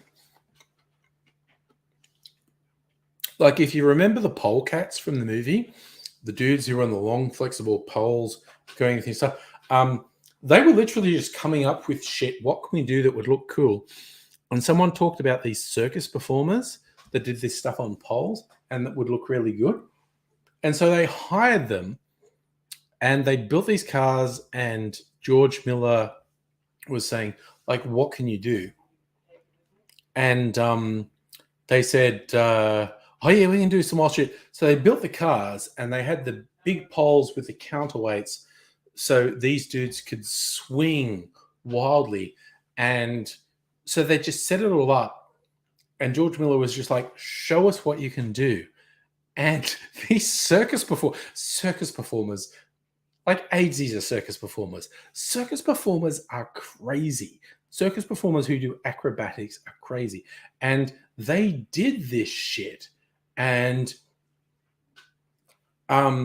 were just, what they did was so much more than what George Miller thought they were going to do. He was like, oh my God. And so he wrote these whole sequences for the circus performers on pole arms to do this shit. It's absolutely wild. So Toronto Hoover, especially between Christmas and New Year's, moving sucks, yes. 45 minutes away for college, photography. I want updates, dude. I want updates on what is happening with you doing photography. I want to know, man. I want to know. Please share with us. Safa, 46 on Amazon. Is that the black and chrome or is that the high octane box set? Because if that's the box set, that's Mad Max, the original, which fucking kicks ass. It's Mad Max 2, aka The Road Warrior, kicks ass. Mad Max 3, Beyond Thunderdome, that's okay. I feel like I should maybe rewatch that and give that a chance. But it's also Fury Road and the black and chrome Fury Road. Honestly, yeah, less than $50, fucking worth it. Absolutely worth it. Yeah, I'm maybe going to wake up in the morning and put it on. So Safi's saying it's the black and chrome Blu-ray only. I'm not sure if I have Blu-ray or DVD because it's a box set. It's all the Mad Max. I think you need all the Mad Max, not just one, because the original Mad Max is a stunningly brutal film. Like, it does shit that no one had ever done, and a lot of the violence in Mad Max is implicit. It's incredibly dark, but it's violent in an implicit way, like when Max fucking cuffs a dude to and I think other people have knocked this off. Max, right at the end, cuffs a dude to a car and he sets up a thing where the petrol's leaking and it's going towards a flame. So it's going to blow up. And he cuffs the guy to a part of the car and he says, and then he gives him a hacksaw and says, those cuffs are made of high tensile steel. It will take you 15 minutes to cut through them with this saw. If you're lucky, it'll take you 5 to cut through your leg. And it's just like, that's fucked. Because you can't do it. You could not hack off your own foot. It's not possible. You'd lose consciousness. But it's just Max is so angry that he is fucking destroying this guy. Megaleech, Ali, I don't know. I am invigorated at the moment. Let's keep going, is what I'm going to say. I don't know if I'll go for 5 minutes or 5 hours. Who knows? We'll see. We'll see. I'm on holidays. I should just fucking chill, man. So yeah, Mad Max, a lot of the violence in Mad Max is implicit. Mad Max 2 is a much more straight ahead action film. It's all on screen. It's all fucking wild and crazy and on screen. Same as Mad Max 3, same as Fury Road. Mad Max is different. It's much more psychological, and a lot of the violence is much more implicit. It's not shown on screen, and it's more psychological. And again, oh God, Dr. Abigail, you're talking about the guy who got stuck with his arm under a boulder. What's his name? James Franco did the movie about that. Yes. No, that dude hacked his own arm off because he realized he's going to die because his arm was trapped under this rock and no one was going to find him. And his only option was to slowly cut through his own arm. That also, thanks for sharing that, Dr. Abigail. I've forgotten that. It's called Something Hours. James Franco is in the movie of that. And that's a true story where the dude he's rock climbing, he falls, and his arm's trapped. And he realizes the only way he's going to survive is if he can cut his own hand off, which is, again, psychologically kind of fucked. So that's another fun. I'm also listening in audiobook world. I am listening to Australian writer Anna Spargo Ryan, her memoir, A Kind of Magic. I've read one of her. She's written 2 fiction books. I've read one of them. It's very good. I follow her on Twitter. She's really good. She has dealt with severe mental health issues her whole life. I'm saying this because Mrs. Angry is just there. This would feel like your work. I don't think you'd feel like listening to this audiobook. This is someone who has worked through severe mental health issues her whole life. But it's me, who's someone who doesn't work in mental health, and despite appearances to the contrary, doesn't suffer from. Do I not suffer from severe mental health issues? No, no, you don't. You're fine. You're good. Okay. It is, to me, it is instructive, and listening to this, or reading this, I think is helping me trying to be more open-minded and more supportive of someone who is going through extreme mental health challenges.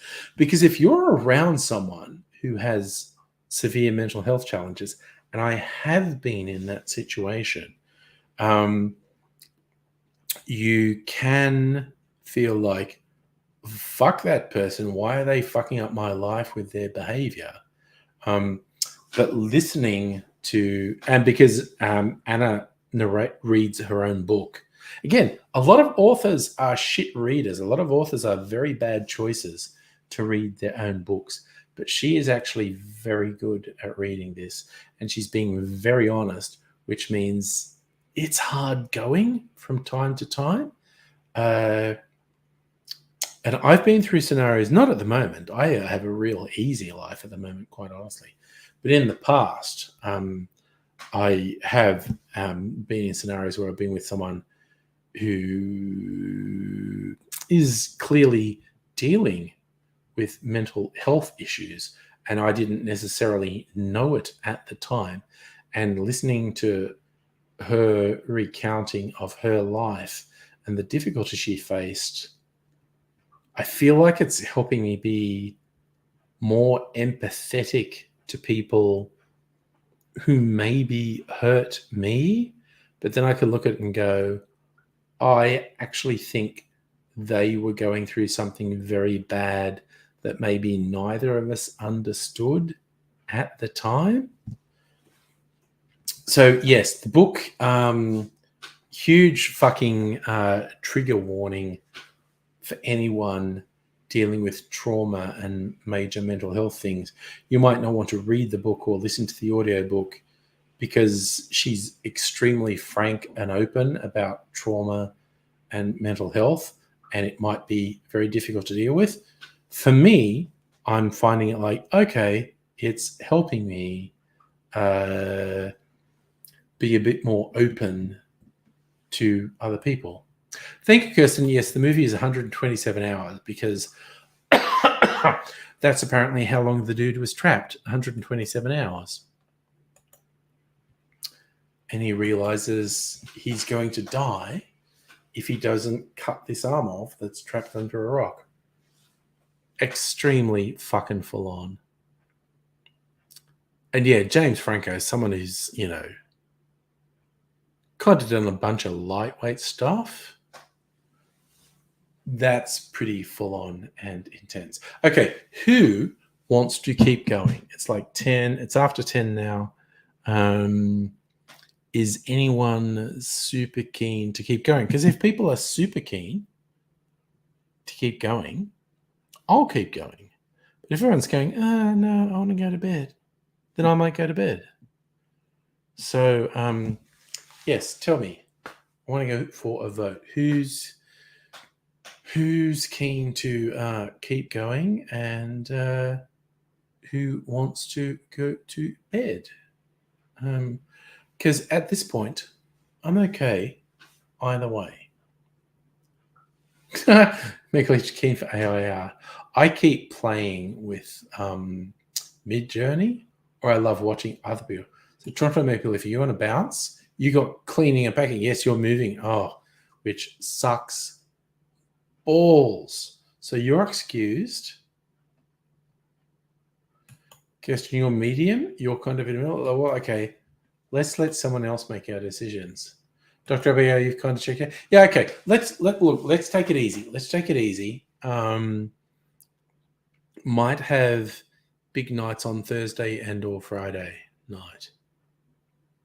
So let's take it easy tonight. And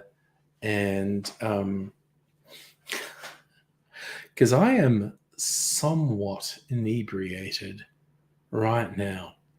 So I need to put a few things away. Ooh, I feel like I want to top up my freezer martini. I might top up my freezer martini before I go to bed. It is currently super yummy. Yes, Dr. Abigail and I are going to set up a tech support night and live stream from her place. So, yes, if we don't see you before New Year's, Happy New Year's. I will pretty much almost definitely be doing a New Year's Eve stream here. We'll see how it goes. Previous years, we've stayed up super late. So even our friends in Western Australia could say Happy New Year's. We'll see. We'll see what happens. We'll see. I'm going to be chill, not doing too much. Yes, Kayla, same to you. If we don't see you before New Year's, Happy New Year's. But I'll be doing a couple of streams before New Year's. So we will see what happens. I'm going to go sleepy bobos now. You all take care. I'll see you another time.